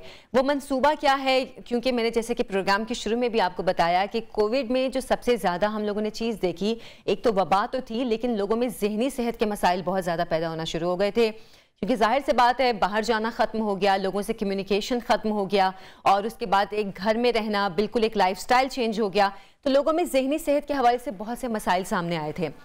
अच्छा, अब इस मंसूबे के तहत एक कौमी सतह की मुहिम जो कि एहतियात वाहिद निजात शुरू की गई है। इसमें मुख्तलिफ आउटडोर सरगर्मियाँ और मीडिया की आगही मुहिम भी शुरू की गई है, जिसका मकसद अवाम में कोविड-19 की एहतियाती तदाबीर और वबाई अमराज के नतीजे में जो पैदा होने वाले जहनी मसाइल हैं उस हवाले से आगही फराहम करना है। इस पे हम बात करेंगे। Country director international medical corps Bakhtiyar Ahmed साहब हमारे साथ मौजूद हैं। अस्सलाम वालेकुम बख्तियार साहब। वालेकुम सलाम। सर, आपको प्रोग्राम में खुशामदीद कहती हूँ। सबसे पहले मैं इस कैंपेन के हवाले से पूछना चाहूँगी, ये कैंपेन क्या है बेसिकली? जी, ये कैंपेन बेसिकली ये है कि जैसे आपको पता है कि कोविड-19 का अभी तक कोई इलाज नहीं है, तो इससे बचने का जो वाहिद तरीका है, जो इससे निजात है, वो एहतियात में ही है। तो ये हमारी जो आपने जैसे कहा कि ये एक बैनुल अक़वामी तंजीमों का कंसोर्शियम है जो कि कोविड-19 की एक प्रोजेक्ट चला रही है, साल से ज़्यादा हो गया, जिसमें काफ़ी एक्टिविटीज़ है। उसमें एक जो मेजर एक्टिविटी है वो ये भी है कि आवाम तक मालूमात पहुँचाए जाए कि इस वबा से कैसे बचना है। क्योंकि आपको पता है कि शुरू से ही, क्योंकि एक नई बीमारी, एक नई वबा है, इससे पहले 2 साल पहले ये मौजूद नहीं थी, एक नया वायरस आया है, तो इसके बारे में काफी, एक तो लोगों के पास इंफॉर्मेशन नहीं है और दूसरी है कि इसके बारे में काफी गलत फहमियां और गलत खबरें भी फैल रही है पूरी दुनिया में। तो इसलिए एहतियात वाहिद निजात एक कैंपेन है जो हमने शुरू की है और इसका मकसद बेसिकली आवाम तक मालूमात पहुंचाना है कि इस वबा से कैसे बचना है। तो इसकी हम कई जरियों से ये कैंपेन चला रहे हैं। हम सोशल मीडिया पे चला रहे हैं, जैसे ट्विटर, फेसबुक वगैरह। जो ट्रेडिशनल मीडिया है, जैसे आपके चैनल्स हो गए, टीवी के, रेडियो के, नेशनल लेवल के चैनल्स, और जो लोकल चैनल्स है लोकल जुबानों में, उस पे चला रहे हैं। उसके अलावा जो पब्लिक प्लेसेस है, जैसे मेट्रो स्टेशन है या कोई मॉल्स है या इस तरह की जगहों पे हमने स्टैंडीज और बैनर्स और इस तरह की चीज़ें मुख्तलिफ जुबानों में लगा रखी है, ताकि लोगों तक आगाही पहुंचे कि इस वबा से बचना कैसा है, क्योंकि इसका इलाज कोई नहीं है, उसका वाहिद निजात जो इससे वो एहतियात ही है। तो इसीलिए हमने इसका नाम भी यही रखा है कि एहतियात वाहिद निजात। अच्छा, जैसे कि अभी आपने भी अपनी बात में बता दिया है कि एक तो कोविड से जाहिर है अभी इलाज के हवाले से कोई इतने इकदाम नहीं सामने आए हैं, मतलब अभी ये भी नहीं पता कि इससे पूरी तरह रिकवर कैसे हो और इससे निजात भी ज़रूरी है। तो इसको फैलाव को रोकने के लिए क्या हमें करना चाहिए? जी, तो इसका फैलाव के तरीके जो है वो चंद बुनियादी चीज़ें हैं जिस पे हमने ख्याल रखना है, तो उसका हमारे चांसेस इन्फेक्ट होने के बहुत ज़्यादा कम हो जाएंगे। एक तो यह है कि आप अपने घर से जैसे ही बाहर निकले फ़ौरन मास्क पहन ले। सही। जहाँ भी जाए, अपने काम की जगह पे जाए, कारोबार पे जाए, मार्केट में जाए, स्कूल में जाए, जहाँ भी पहने मास्क पहन ले। मास्क एक बहुत बड़ा जरिया है इस वायरस को रोकने का, इन्फेक्शन का। दूसरी चीज़ जो है वो ये है कि आप हाथ धोते रहे, अपने आंखों, नाक को और मुंह को टच करने से पहले, कुछ खाने से पहले, कुछ पीने से पहले अपने हाथों को धोए। अगर आप पानी तक और साबुन तक रसाई है तो आप साबुन से तकरीबन 20 सेकंड तक हाथ धोए। अगर नहीं है तो जेब में छोटी सी सैनिटाइजर की बोतल डालें और सैनिटाइज कर लें अपने हाथों को। अच्छा। एक ये चीज़ है। दूसरी चीज़ ये है कि आप रश वाली जगह से जहां तक मुमकिन हो सके रश वाली जगह से बचे, क्योंकि ये क्लोज कांटेक्ट से फैलती है। ये आपके मुंह से और नाक से वायरस निकलता है और दूसरे के मुंह और नाक में पहुंचता है। तो क्लोज कांटेक्ट से बचे, जहां तक मुमकिन हो फासला रखे कम से कम 6 फुट का, और रश वालों जगहों पे जहां तक मुमकिन हो ना जाए, और अगर मुमकिन ना हो तो फिर यही है कि आप मास्क पहन ले जरूर। अच्छा, और तीसरी चीज जो है ये है कि अगर आप बंद जगहों पे है, जैसे आप ऑफिस में है या आप अपने स्टूडियो में है या किसी फैक्ट्री में है जो आपकी काम की जगह है और जहाँ पे और बहुत से लोग मौजूद है, तो जहां तक मुमकिन हो सके वेंटिलेशन का ख्याल रखे, खिड़की दरवाजे खोल दे, ताकि अगर कोई खुदा ना खास्ता कोई इन्फेक्टेड बंदा भी आपके साथ हो तो जो वायरस वो उसके नाक और मुंह से निकल रहा है वो वहां पे जमा ना होता रहे, वो हवा की सर्कुलेशन के साथ बाहर निकल। जी, तो ये बेसिक चंद चीजें, इसके अगर आप इसका ख्याल रखेंगे तो आपके इन्फेक्ट होने के चांसेस बहुत ज्यादा कम हो जाएंगे। अच्छा बख्तियार साहब, वैसे अगर हम देखें तो कोविड-19 के ग्लोबल रुझान क्या है, इस हवाले से हमें आगाह कीजिएगा। जी, ग्लोबल रुझान ये है कि अभी जो नया वेरिएंट आया है ओमिक्रॉन का, और जो नई वेव आई है 2 महीने से पाकिस्तान में भी अभी कुछ हफ्तों से स्टार्ट हुई है और नवंबर से ये नया वेरिएंट आया है, तो ये बहुत ही ज्यादा इन्फेक्शियस है। इन्फेक्शंस का मतलब है कि ये बहुत तेजी से फैलता है, बहुत तेजी से। जो पिछले वेरिएंट थे उन सबसे बहुत तेजी से फैलता है। तो केसेस तो बहुत ज्यादा बढ़ रहा है ग्लोबली भी और पाकिस्तान में भी। और कुछ मुल्कों में जैसे यूएसए वगैरह में तो दिन के 2.5 लाख 3 लाख केसेस आ रहे हैं। पाकिस्तान में भी कल पिछले 24 घंटों में 7,500 से ज्यादा केसेस आए, और ये पूरे वबा के दौरान सबसे ज्यादा डेली केसेस है। इससे पहले जो सबसे ज्यादा आए थे मेरे ख्याल में कोई जून 2020 में आए थे, 6,800 कुछ थे, अब 7,500 तक पहुंच गए। और आपको अभी पता ही होगा, अभी दो हफ्ते या 20 दिन पहले 250-300 केसेस चल रहे थे पाकिस्तान में डेली, अभी 7,500 तक पहुंच गए। तो एकदम से ये पहले है, और ये सारी दुनिया में यही ट्रेंड है। तो ये ओमिक्रॉन जो है, ये वेरिएंट जो है, ये बाकी सारे वेरिएंट से बहुत ज्यादा तेजी से फैलता है, और इसमें हमें बहुत ही ज्यादा एहतियात करने की जरूरत है। और इसे बचाव का तरीका वही है जो मैंने अभी आपको बताया। सारी वेरिएंट से बचाव का एक ही तरीका है, और जो मैंने अभी आपको बताया, जो 2-3 बुनियादी चीजें, उसका ख्याल रखना है। तो ये चूंकि बहुत ही तेजी से फैल रहा है, और पाकिस्तान में भी और सारी दुनिया में बहुत तेजी से फैल रहा है, तो इसके लिए हमें बहुत ज्यादा एहतियात करनी चाहिए। अच्छा बख्तियार साहब, अब कोविड-19 में, जैसे कि मैं शुरू में इंट्रो में भी बात कर रही थी कि एक लाइफस्टाइल चेंज कर दिया लोगों का जो एक एक्टिव लाइफस्टाइल था उसको बिल्कुल महदूद कर दिया, लोग घरों में महदूद हो गए। लोगों की ज़हनी सेहत को इसने किस तरह मुतासिर किया है? जी, ज़हनी सेहत तो ज़ाहिर है मुतासिर हुई है। अब 2 साल से ज़ायद का अरसा हो गया है कि वबा आई हुई है, और कई तरीकों से ये वबा आपकी ज़हनी सेहत को, हमारे ज़हनी सेहत को मुतासिर करती है। एक तो ये कि हमें ये डर होता है कि मैं इन्फेक्ट ना हो जाऊँ, मेरी फैमिली इन्फेक्ट ना हो जाए, मेरे दोस्त रिश्तेदार, मेरे कुलीग वो इन्फेक्ट ना हो जाए, और अगर इन्फेक्ट हो गए तो फिर उसका क्या नतीजा निकलेगा। माइल्ड इन्फेक्शन होगा, हॉस्पिटल पहुंचेंगे, खुदा न खास्ता कोई डेथ हो जाएगी, तो ये खौफ जहन पे सवार होता है हमेशा, और ये जब तक वबा है ये होगा। फिर इसके इनडायरेक्ट भी कॉन्सिक्वेंसेज है। जैसे आपको पता है कि ये कोविड की और लॉकडाउन की वजह से सारी दुनिया में कारोबार मुतासिर हुए हैं, लोगों की मुलाजमतें मुतासिर हुई, लोगों की मुलाजमतें चली गई है, कारोबार बंद हो गए, कारोबार कम हो गए। तो जो माशी सूरत हाल है उसका अपना एक वो खौफ, एक डर, एक डिप्रेशन रहती है। तो हमें ज़हनी सेहत पे कि कल पता नहीं क्या होगा, नए लॉकडाउन में पता नहीं मेरी मुलाजमत रहेगी नहीं रहेगी, कारोबार चलेगा नहीं चलेगा, तो ये चीज़ें होती है। फिर जो हमारी रूटीन की जो एक लाइफ थी इस वबा से पहले, हम फंक्शंस में जाते थे, इवेंट्स में जाते थे, दोस्तों से मिलते थे, खाने पे मिलते थे, वो बहुत कुछ या तो रिस्ट्रिक्ट हो गया या बंद हो गया। तो वो तो हमारी एक सोशल आउटलेट थी, जो कि जिसको हम यूज्ड टू थे, जो हमारा एक सपोर्ट मैकेनिज्म था, तो वो सारा डिस्टर्ब हो गया। अब वो उसका भी हमारे जहन पे है कि हम जिस चीज़ में हम जाके अपना टेंशन और स्ट्रेस उतारते थे वो हम कर ही नहीं सकते या रिस्ट्रिक्ट हो गए हैं। तो उस वजह से हमें डिप्रेशन भी होता है, लोगों को एंग्जाइटी भी होती है, एंग्जाइटी डर होता है, खौफ होता है कि क्या होने वाला है। डिप्रेशन इसका है कि जी कारोबार कम हो गया, ये कम हो गया। और जो सबसे बड़ी चीज़ है ना कि एक बेबसी और मतलब आपके ख्याल में कुछ नहीं, आप चाह के भी कुछ नहीं कर सकते, बिल्कुल नाउमीदी। जी, ये मेरे इख्तियार में है ही नहीं, और एक नाउमीदी के पता नहीं ये वेव चला जाएगा तो पता नहीं छठा वेव आएगा, फिर 7 कब तक चलेगा, कब खत्म होगा, और मैं कुछ नहीं कर सकता। तो ये सारी चीजें आपके ज़हन को बहुत मुतासिर करती है। अच्छा, अभी ये जो आपकी जो कैंपेन है एहतियाती वाहिद इलाज, इसके जरिए क्या आप लोगों को मुफ्त जो नफ्सियाती या उनकी समाजी उलझने हैं इसमें कोई मदद फराहम करेंगे? क्या कोई इलाज वगैरह का भी इसमें सिस्टम होगा? कुछ ऐसा भी आप लोगों का प्लान है? जी बिल्कुल, ये ऑलरेडी चल रहा है। हमारा एक ख्याल हेल्पलाइन के नाम से एक हेल्पलाइन है, उस पर आप फोन कर सकते हैं। अगर आपको कोई भी ज़हनी मसाइल है, कोई दबाव है, कोई टेंशन, एंग्जाइटी, डिप्रेशन कुछ भी है, या आप डिस्कस करना चाहें, तो आप हमारे ख्याल हेल्पलाइन पे कॉल कर सकते हैं। वहाँ पे हमारे मेंटल हेल्थ के एक्सपर्ट बैठे हैं, ख़वातीन भी और मर्द हज़रात भी। वो आपको मशवरा भी देंगे, आपकी काउंसलिंग भी करेंगे, आपका जो भी थेरेपीज़ है वो करेंगे, और फ़ोन पे ही, आपको जाने की ज़रूरत नहीं पड़ेगी। आप कहीं भी हो पाकिस्तान से बाहर से आप फ़ोन कर सकते हैं। और इसमें ये भी है कि ये आपकी जो मदद है ये आपको उर्दू ज़ुबान में भी मिल सकती है, और जो हमारे पाकिस्तान की दूसरी ज़ुबानों मसलन पश्तो में भी मिल सकती है, बलोची में भी, सिंधी में भी और पंजाबी में भी। और ये सारी ज़ुबानें बोलने वाले ख़वातीन भी मेंटल हेल्थ एक्सपर्ट भी मौजूद है, और हजरात भी। तो अगर आप खातून के साथ कंफर्टेबल फील कर रहे हैं तो खातून से मिल सकते हैं। अगर आप मर्द के साथ कंफर्टेबल फील करते हैं बात करना तो मर्द के साथ कर सकते हैं, और ये 5 ज़ुबानों में आप कर सकते हैं। तो ये हमारी ख्याल हेल्पलाइन है, और इसके थ्रू ये हम और हमारी ये हेल्पलाइन इसलिए बनाई थी कि अगर हम किसी एक जगह पे बंदे को बिठा दे या किसी 4 जगहों पे बिठा दे, तो एक तो इसकी रीच बहुत कम होगी, जो लोग वहाँ करीब होंगे वही पहुंच सकेंगे, और दूसरा लॉकडाउन और वबा के फैलने का खतरा और ये सारी चीजें अपनी जगह पे। तो हमने इसीलिए हेल्पलाइन का ये तरीका अपनाया कि ये पूरे पाकिस्तान में कहीं से भी एक्सेसिबल है। आप फोन मिलाएं ख्याल हेल्पलाइन का, और आपको जो भी आपके प्रेफरेंस आप बता दें, आप मर्द से बात करना चाहे, खातून से बात करना चाहे, और 5 ज़ुबानों में से किसी भी ज़ुबान में बात करना चाहे, आपको फौरन मिला लिया जाएगा।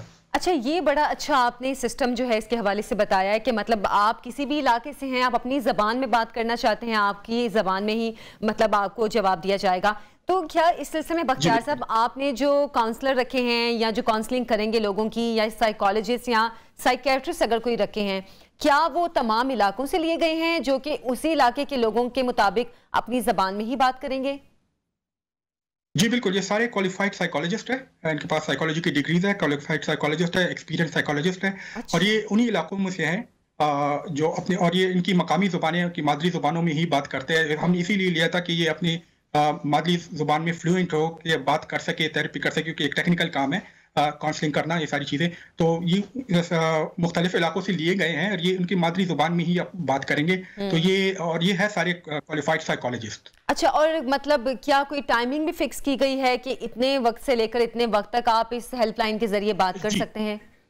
जी जी जी बिल्कुल, ये 9 से 5 तक अवेलेबल होते हैं और ये हफ्ते में 5 दिन होते हैं, पीर से लेके जुमे के दिन तक। अच्छा अच्छा, ठीक है। तो अच्छा, इस सिलसिले में अभी आवाम की तरफ से आप लोगों को फीडबैक क्या आना शुरू हो गया है? क्योंकि जैसे आपने बताया कि ऑलरेडी काम शुरू हो चुका है इस पर, क्या लोगों की तरफ से फीडबैक भी आपको आना शुरू हो गया? जी बिल्कुल, हमें कॉल्स आती हैं और बहुत कॉल एरिया में कोई 3000 से ज़्यादा लोगों ने हमें अभी तक कांटेक्ट किया हुआ है और पूरे पाकिस्तान भर से हमें कॉल्स आती है, बड़े बड़े शहरों से भी, छोटे छोटे गाँव से भी, हर जगह से हमें कॉल्स आती है।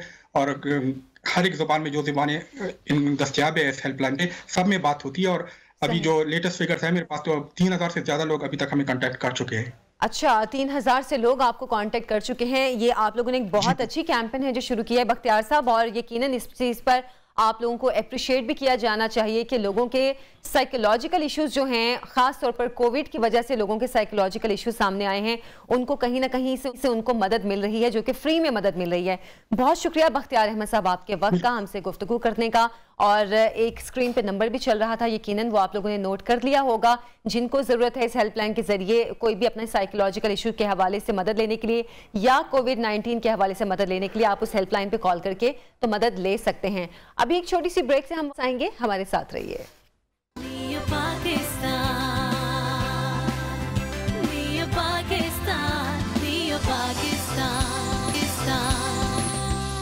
Welcome back. प्रोग्राम में आपको खुशामदीद कहती हूँ। नाज़रीन, पुलिस फोर्स हमारा वो इदारा है जो कि जिनका ये फ़र्ज़ है कि ना सिर्फ लोगों को तहफ़्फ़ुज़ फराहम करें, बल्कि लोगों का उन पर एतमाद होना बहुत ज़रूरी है।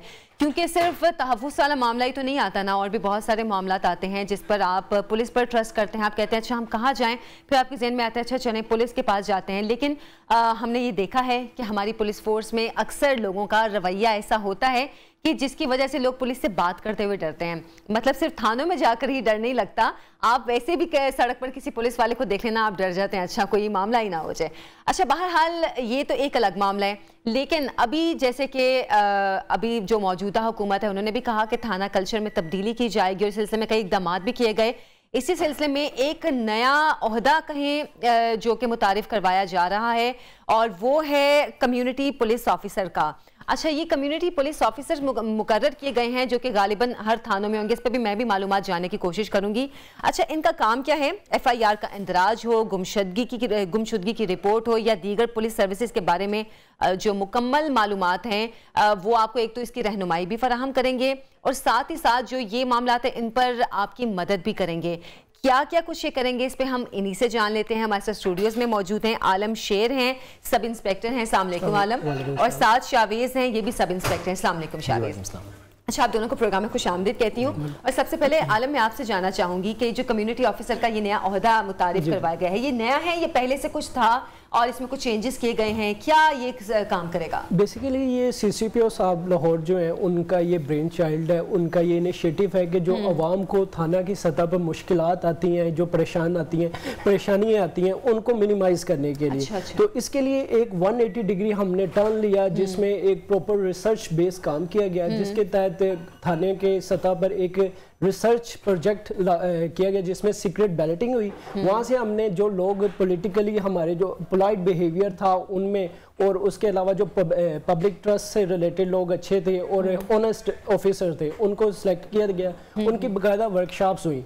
उन वर्कशॉप्स के बाद उन्हें थाना के हर थाने में, ऑलमोस्ट लाहौर के हर थाने में 84 थानों में तैनात किए गए। अच्छा, लाहौर के तमाम पुलिस स्टेशन जो हैं उनमें तैनात होंगे? जी बिल्कुल बिल्कुल ऐसे ही है। और हमारा मेन मोटिव जो है, हम 3 PIs पे काम करते हैं जिनमें पॉजिटिव इंट्रैक्शन है, पब्लिक ट्रस्ट है और थर्ड एंड मोस्ट इंपॉर्टेंट है प्रॉब्लम सॉल्विंग। अच्छा, हमारा काम थाने के गेट से स्टार्ट होता है और हम जब तक उसका कोई प्रॉब्लम जो भी है वो सोल्व नहीं कर देते, हम उसके साथ रहते हैं, कंप्लेनेंट के साथ। हम देखते हैं कोई बुजुर्ग है, शहरी है, लेडीज हैं जो थाने में आने से घबरा रहे हैं, उन्हें कोई इश्यूज है, बेसिक जो CCPO साहब का जो हमारा इनिशिएटिव था कि थाने की सतह पर रिश्वत और सिफारिश को कम किया जाए, उसमें हम किरदार अदा करें। अच्छा, ये बड़ा ज़बरदस्त सा इनिशिएटिव है जो कि अभी लिया गया है लाहौर पुलिस की जानिब से या CCPO साहब की जानिब से। अच्छा शावेज, जैसे कि आलम बता रहे थे कि जो लोग पुलिस स्टेशन में आने से घबराते हैं उनकी हम मदद करेंगे, लेकिन इस चीज़ को कैसे मेक श्योर किया जाएगा कि लोगों को, आप लोगों पे जो ट्रस्ट है वो बहाल हो? क्योंकि मैंने जैसे अभी इंट्रो में कहा कि लोग डरते हैं पुलिस वालों से बात करते हैं, उनको ये लगता है अच्छा हम पुलिस वाले से बात करेंगे वो उल्टा कोई मुद्दा हम पे डाल ही ना दें, लेकिन ये एक बहुत सॉफ्ट इमेज पुलिस का देने की कोशिश की गई है। एक्चुअली जब हम देख रहे थे कि एज अ पुलिस फोर्स जब हम देखते हैं अपने डिपार्टमेंट को, तो हमारे स्टैट्स में बड़े कारकर्दगी हमारी बहुत ऊपर जाती है। मतलब हम क्रिमिनल केसेस को सॉल्व करते हैं, हमारे पास बड़े स्किल्ड IOs हैं, तफ्तीशी अफसरान हैं, हमारे पास बड़े अच्छे रेडर्स हैं, हमारे पास जो है PO स्टाफ जो है जो इश्तिहारियों को पकड़ता है, बड़ी अच्छी टीम्स हैं। लेकिन एट द एंड जब पब्लिक की परसेप्शन देखती हैं तो वो हमें फेस करना पड़ता है, जी पुलिस बात नहीं सुनती, पब्लिक हेजिटेट करती है, वो थोड़ा सा फील करती है कि थाने में कैसे किससे जाके मिलें, किसी को साथ लेके जाएं, किसी मतलब बाहर पब्लिक का जो बंदा है उसको साथ लेके जाएं, थोड़ा सा फील करती है। इस एज अ सर्विस जो है ना हम इसमें लैग कर रहे थे। जो हमने फिर इस चीज़ को फोकस किया, हमने एक ऑफिसर डिसाइड किया कि एक ऑफिसर जो है जो कि थाना में रहेगा, पीक आवर्स में थाना में आने वाले जो साइलिन है उनको या कॉरिडोर में या गेट में या राहदारी में उनको मिलेगा, आप इन्हें हमें सपोर्ट कर सकते हैं, ये हमारे बैच के थ्रू, ये कम्युनिटी गाइड है, ये पब्लिक का रिप्रेजेंटेटिव है, इनको डील करेगा, इनकी बात सुनेगा, क्योंकि जो भी आने वाला साइल है वो थोड़ा सा पैनिक स्टेट में होता है, थोड़ा सा एग्जॉस्टेड होता है, ट्रॉमा की स्टेट में होता है, तो उसको थोड़ा सा हमने उसका साइकोलॉजिकली उसको देखना है कि उसको हमने थोड़ा सा काम करना है, उसके इशू को सुनना है, उसके इशू का मुतलका जो ऑफिसर है उसका जो पॉइंट ऑफ व्यू सुनने के बाद उसकी जो एप्लीकेशन है उसको हमने फॉलो अप देना है, और उसकी अगर इमीडिएट उसकी प्रॉब्लम सॉल्विंग हो रही है तो उसे इमीडिएटली अगर लॉस्ट रिपोर्ट वगैरह है उसे सॉल्व करना है। अगर कोई ऐसी एप्लीकेशन है जिसको मैटर जो है IO सुनने के बाद, जो वेरीफाई करने के बाद उसकी FIR लॉन्च करेगा, तो उसको उसके IO से मिलवाना है, उसका तमाम तरह मसले को सुन के और उसके मुतलका अफसर तक पहुंचा के उसको कंप्लीट जो है ना उसको डायरेक्शंस देनी है और उसको सॉल्व करना है कि उसका इश्यूज कोई मतलब ये क्या हर पुलिस स्टेशन में एक ऑफिसर होगा?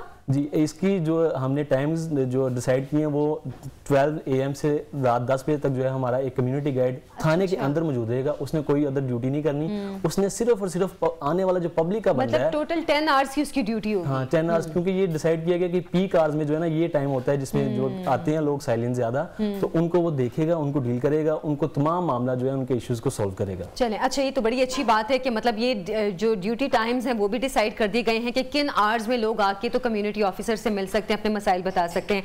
अच्छा आलिम शेर, अब जैसे कि अभी आप बता भी रहे थे कि मतलब किस तरह से ये सिलेक्ट किए गए हैं लोग, लेकिन क्या अब इस सिलसिले में जो पुलिस के अंदर से ही लोग हैं उन्हीं को सिलेक्ट किया जाएगा या नई जॉब्स क्रिएट की जाएंगी, मजीद भी बाहर से भी लोगों को इसमें जो है इन्वॉल्व किया जाएगा? इस पे काम हो रहा है। बेसिक जो हमारा स्टार्टअप है वो पुलिस के अंदर से ही हुआ है, जो ऑलरेडी काम कर रहे हैं। हाँ जी, ऑलरेडी काम कर रहे हैं, उन्हीं को सिलेक्ट किया गया था, उन्हीं को मजीद ये एक सर्विस के तौर पर काम दिया गया था, ताकि एक इनिशियल प्रोजेक्ट ये था कि हमारा इमेज पब्लिक में अच्छा बने, लोगों को पुलिस प्रोवाइड करे ना कि कोई अदर बंदा।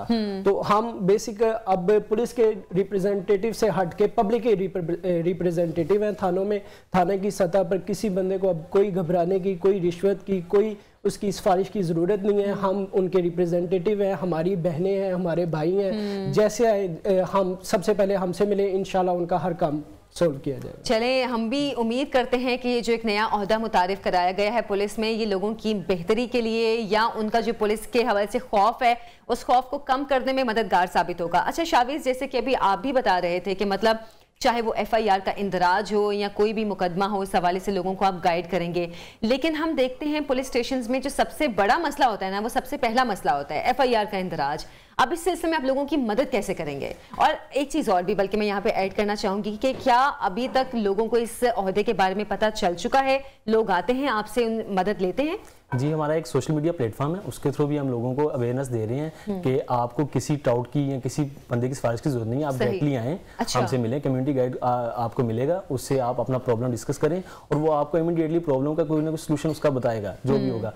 कुछ FIRs की SOPs होती है जो टाइम टेकिंग होती हैं, डोमेस्टिक इश्यूज के जो मामला होते हैं वो टाइम टेकिंग होते हैं, उनमें थोड़ा सा फॉलो अप लेना पड़ता है। कुछ होते हैं कि आपकी अगर in case crime against property हो जाता है, कोई स्नैचिंग या कोई थेफ्ट का कोई इशू हो जाता है, तो विद इन 8 आवर्स जो है आपकी FIR के अंदर हो जाता है। आप आएंगे, हम आपको आपकी बात सुनेंगे, आपका जो आपके साथ मसला पेश आया उसको हम खुद आपकी एप्लीकेशन लिखेंगे, खुद फ्रंट डेस्क पे जाके उनको टैग लगवाएंगे और मुतलका IO से आपकी जो है कार्रवाई करवाई जाएगी और विद इन 8 आवर्स आपकी जो FIR वो लॉन्च हो जाएगी। और FIR लॉन्च होने के बाद इन्वेस्टिगेशन जो डिपार्टमेंट है उसका जो मुतलका IO है वो आपको हम उसके पास आपको लेके जाएंगे और वो आपको बताएगा कि आपकी जो है फॉलोअप्स जो है क्या हो रहे हैं और कहाँ तक आपकी तफ्तीश पहुंची है और क्या मामला है रिकवरी की और सारे मामला वो आपको गाइड करेगा। अच्छा, वैसे तो ये कहते हैं ना कि अल्लाह एक तो पुलिस स्टेशन से बचाए, थानों से बचाए, दूसरा हॉस्पिटल से बचाए, तो वो तो वाकई अल्लाह बचा के रखे। लेकिन जाहिर सी बात है, ना चाहते हुए भी आप लोगों के कई ऐसे मामलात आ जाते हैं आपकी ज़िंदगी में कि आपको पुलिस स्टेशन जाना पड़ता है। अच्छा आलम, आप बताइएगा, अभी आप तक अगर जो लोग आए हैं उनको सबसे ज़्यादा कौन से मसाइल फेस करना पड़े? बेसिक जो है ये है पेटी इश्यूज होते हैं लोगों के, ज़्यादातर डोमेस्टिक वायलेंस में भी आते हैं और कुछ प्रॉपर्टी केसेस होते हैं, स्नैचिंग और थेफ्ट वगैरह के। अच्छा, रिसेंट जो हमारी प्रोजेक्ट के मुताबिक जा रहा है, हमें 6 मंथ हो गए हैं, हम कम्युनिटी गाइड्स ने 1 लाख से ऊपर लोगों को सर्व किया। अच्छा जी मैम, जबरदस्त। इसमें ओवरऑल लाहौर के हवाले से आप बता रहे हैं? जी, लाहौर कम्युनिटी गाइड लाहौर में ही तैनात है, CCPO साहब लाहौर का ही ये प्रोजेक्ट था।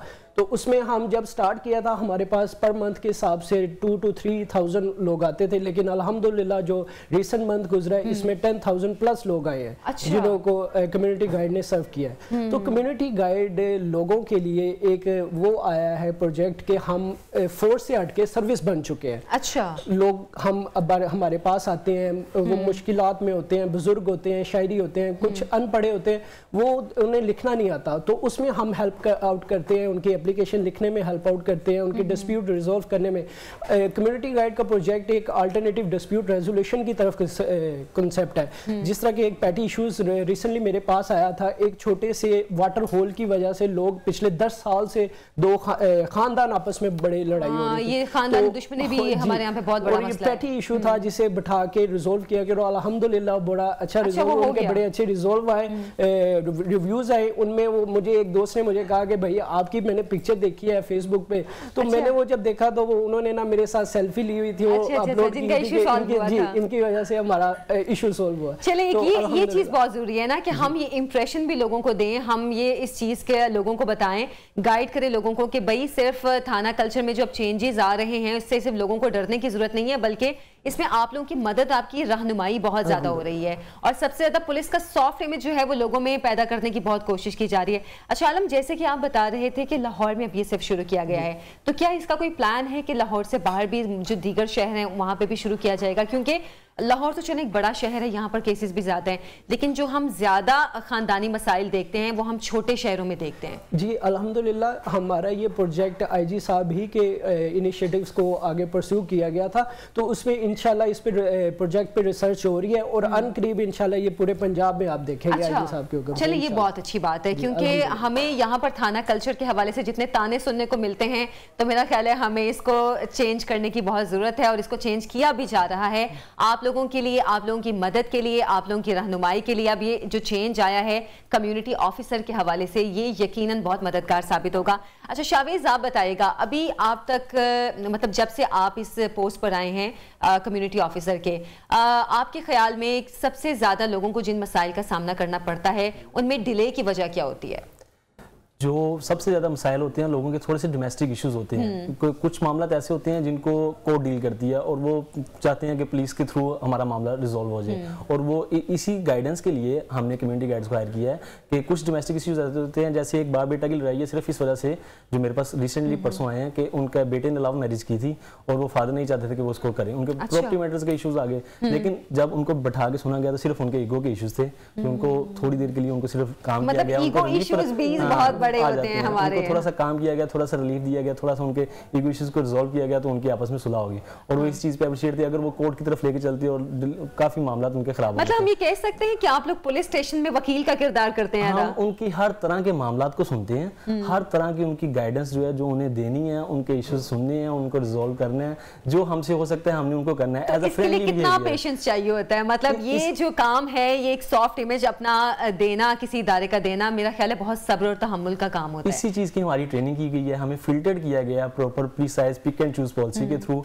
हमारी ट्रेनिंग्स की गई हैं, हमारे सेशंस होते हैं, हमारी हर मंथ जो है वीकली मीटिंग्स होती हैं, मंथली मीटिंग्स होती हैं, उसमें हमारे डिस्कस किया जाता है कि किस तरह आपने टैकल करना है आने वाले साइल को, किस तरह उसके बिहेवियर को थोड़ा सा उसको काम करना है, उसको थोड़ा सा रिलीफ देना है ताकि पुलिस का अच्छा में जाए, ताकि वो पब्लिक में जाए और वो अप्रिशिएट करे कि यार मेरी बात सुनी गई है, वहाँ पे आप जाओ, आपकी बात सुनी जाएगी। और यही हम पब्लिक को कहना चाहेंगे कि अगर आप आते हैं, आप आके देखें, आप विजिट करें, जो है माहौल बिल्कुल बदल चुका है, काफी चेंज आ चुका है, लोग जो है पुलिस ऑफिसर्स आपसे मतलब अच्छा अब अवेयरनेस हर इदारे में आई है, अब जाहिर सी बात है चेंजेस हर जगह आए हैं, तो हमें ये देखने की जरूरत है। अच्छा आलम, ये वीडियो में दिखा रहे हैं कि इस तरह बुजुर्ग आए हैं, उनके हाथ पकड़ के आप लोग अंदर लेके आ रहे हैं, या फिर बच्चे हैं तो बच्चों को चिप्स दे रहे हैं, कुछ खाने को दे रहे हैं, ये ऐसा ही माहौल है या? जी डेफिनेटली दिखाने के लिए किया है? मैम डेफिनेटली ऐसे ही है। फर्स्ट ऑफ ऑल हम गेट से स्टार्ट होते हैं, किसी भी साइल को गेट से लेके हम फ्रंट डेस्क पे लेके जाते हैं, वहाँ पे बैठा के प्रॉपर उन्हें पानी पिलाया जाता है फर्स्ट ऑफ ऑल, उसके बाद उनकी बात सुनी जाती है, चाय ऑफर की जाती है।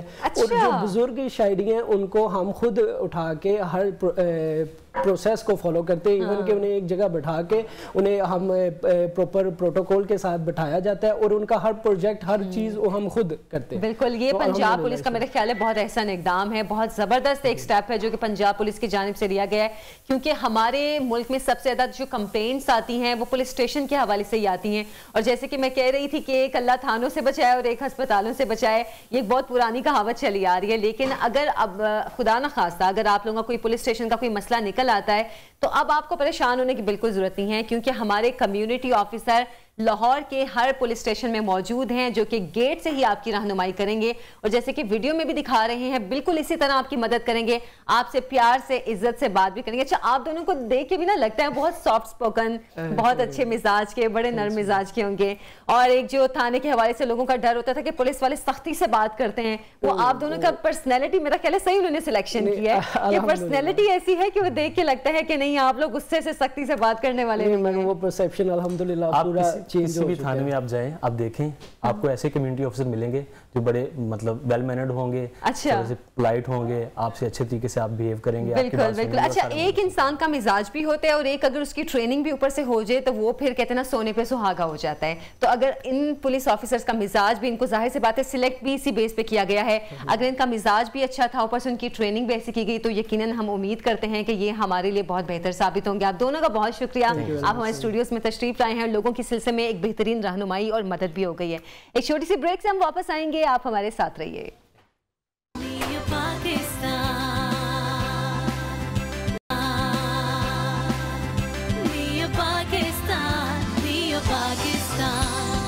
Welcome back. रूह अफ़ज़ा के किचन से आपको खुशामदीद कहते हैं और आज हमारे किचन में कुछ ब्रेकफास्ट बन रहा है। अनम अस्सलाम वालेकुम। वालेकुम अस्सलाम। क्या बना रही हैं ब्रेकफास्ट में? आयशा, आज हम बनाने जा रहे हैं रूह अफ़ज़ा पैनकेक्स। अच्छा, तो आपको पता है कि पैनकेक्स जो होते हैं वो ब्रेकफास्ट में बड़ी ही जबरदस्त चीज है खाने के लिए। इंग्लिश डिश है लेकिन बहुत जबरदस्त है, वो आप घर में बहुत आराम से बना सकते हैं। बिल्कुल, इंग्लिश ब्रेकफास्ट जिनको पसंद है, जैसे कि मुझे बड़ा अच्छा लगता है इंग्लिश ब्रेकफास्ट। मुझे ये जरा पाकिस्तानी ब्रेकफास्ट इतने कोई ख़ास पसंद नहीं है, तो उस लिहाज से ये बहुत ही एक ज़बरदस्त आप कह लें कि ब्रेकफास्ट है। आप इसको जो है सेम बैटर के साथ जो है 3 चीज़ें बना सकते हैं। अच्छा, सेम बैटर के साथ आप 3 चीज़ें बना सकते हैं। वो 3 चीज़ें ये हैं कि एक तो आप पैनकेक्स बना सकते हैं, एक आप वाफल्स बना सकते हैं और एक आप क्रीप्स बना सकते हैं। जबरदस्त, मतलब ये तीनों चीज़ें इंग्लिश ब्रेकफास्ट या इंग्लिश फूड में आती हैं और आपकी तीनों चीज़ें सेम बैटर के साथ बना सकते हैं। बिल्कुल सेम बैटर के साथ बना सकते हैं। और सबसे जो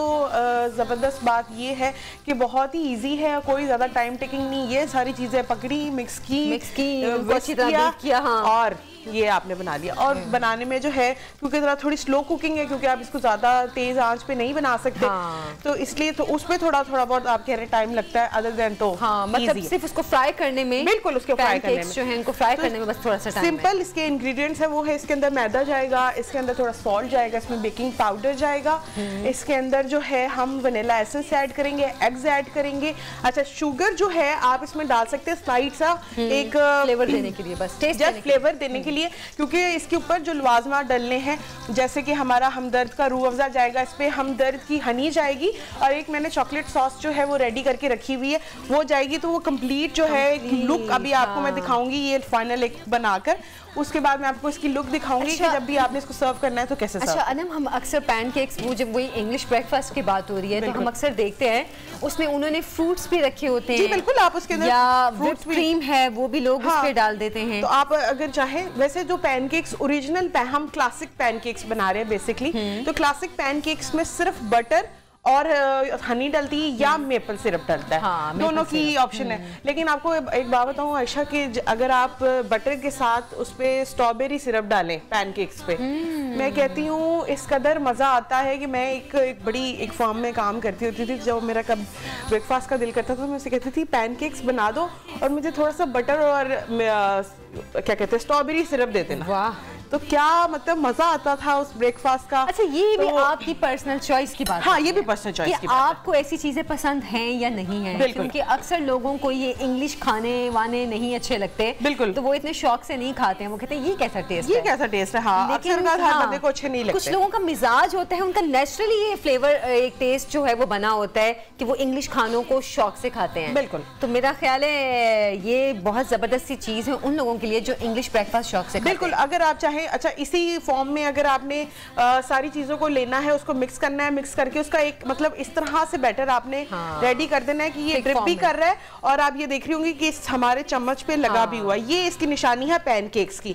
अच्छा, अगर आपने इसको वेफर्स के लिए बनाना है तब भी ये कंसिस्टेंसी बेस्ट है, या इसे बेशक थोड़ा सा और गाढ़ा रख लें, कोई मसला नहीं, लेकिन जब आपने क्रीप्स बनाने तो वो इतना लिक्विड ही होना चाहिए कि इधर एक हल्की सी कोटिंग आनी चाहिए। हाँ, हल्की सी कोटिंग, मतलब ये भी थिक कोटिंग, ये बहुत थिक है, हाँ। इससे थोड़ी सी पतली आनी चाहिए। बिल्कुल, तो ये मेरा अच्छा मतलब क्रीप्स भी वो भी किसी दिन बनाएंगे। हाँ, वो भी वैसे मतलब और उनको सेम चीज ही है, उनको आप स्टफ भी कर सकते हैं उनके अंदर। अच्छा, अगर चाहें तो आप पैनकेक्स को भी स्टफ कर सकते हैं। आपने जब पैनकेक का बैटर बनाना है इसी टाइम पे अगर आप चाहें तो इसके अंदर आप चॉकलेट चिप ऐड कर सकते हैं। अगर आप डालना चाहे तो इसके अंदर जो है मैश करके आप बनानास भी ऐड कर सकते हैं, तो बनाना पैनकेक्स हो जाएंगे, वो चॉकलेट पैनकेक्स हो जाएंगे। सेम प्रोसीजर अगर इसी तरह आप इसके अंदर स्ट्रॉबेरीज को चॉप करके डाल देंगे तो जो फ्रूट आप इसमें ऐड ऑन करेंगे वो उस हिसाब से जो है वो बन जाएंगे। हाँ, और अक्सर आप इंग्लिश मतलब ये पैनकेक्स की पिक्चर्स देखें तो उसमें भी होता है कि उन्होंने लेयरिंग की होती है। बिल्कुल, मतलब एक पहले उसके ऊपर क्रीम या कोई फ्रूट होता है, फिर उसके ऊपर एक और लेयर होती है, उसके ऊपर वो कुछ और चीज डालते हैं। बिल्कुल, आप लेयरिंग मतलब आप 4-5 लेयर्स में भी इसको बना सकते हैं। हाँ, मतलब वो, और वो मुझे लगता है कि वो बड़ा मजेदार लगता है। गुड, लाइक अगर ऊपर नीचे आपने रखा है तो 3 या 4 पैनकेक्स गुड फॉर 1 पर्सन होता है नॉर्मल साइज की। हाँ, ठीक है जी। और सिंपल आपने बटर लेना है बिल्कुल ½ टीस्पून के करीब, एक उसके लिए पैनकेक के लिए तो आपने बस थोड़ा सा लेना है और आपने इसके अंदर डाल देना है। अच्छा, और फिर आपने इसको सेट होने का टाइम देना है। जैसे ही ऊपर बबल्स आ जाएंगे, बबल्स आपको ये बता देगा कि नीचे वाली बेस जो है वो रेडी है। हमारा लास्ट मिनट है अनम, तो मैं चाह रही थी जल्दी जल्दी आप इसके ऊपर से जो सिरप आपने ऐड करने हैं वो भी कर लें। तो अब इसके ऊपर जाएगा हमदर्द का रूह अफ़ज़ा सबसे पहले, उसके बाद एक तो इससे कलर बड़ा अच्छा आ जाएगा आयशा। हाँ, और प्लस फ्लेवर, क्योंकि इसमें चीनी का कंटेंट जो है वो बिल्कुल ही कम है। ठीक है, उसके बाद हम इसके अंदर ऐड करेंगे हमदर्द की हनी, क्योंकि आपको पता है हनी का तो बहुत अच्छा फ्लेवर होता है। हाँ, हनी का और मेपल सिरप अगर आप हनी के साथ करें तो वो भी दोनों, एक तो लुक तो दोनों की सेम होती है तकरीबन, लेकिन जाहिर है मेपल सिरप में थोड़ी सी खुशबू ज्यादा होती है। और उसके बाद इसके अंदर जाएगी ये चॉकलेट सिरप। अच्छा, ये ऑप्शनल है, ये अगर आप डालना चाहिए तो डाल लें, नहीं डालना चाहिए तो स्किप भी कर सकते हैं। ठीक है जी, चलें, ज़बरदस्त हमारा आज का ब्रेकफास्ट रेडी हो गया और अनम ने आपको इसकी रेसिपी भी बता दी है कि आप इसको किस तरह बना सकते हैं। और एक ही जो चीज़ है उससे आप 3 चीज़ें बना सकते हैं। बिल्कुल, एक ही बैटर से आप 3 चीज़ें बना सकते हैं। चलें जी, प्रोग्राम का वक्त भी खत्म हो गया है, हमें इजाज़त दें। अल्लाह हाफ़िज़।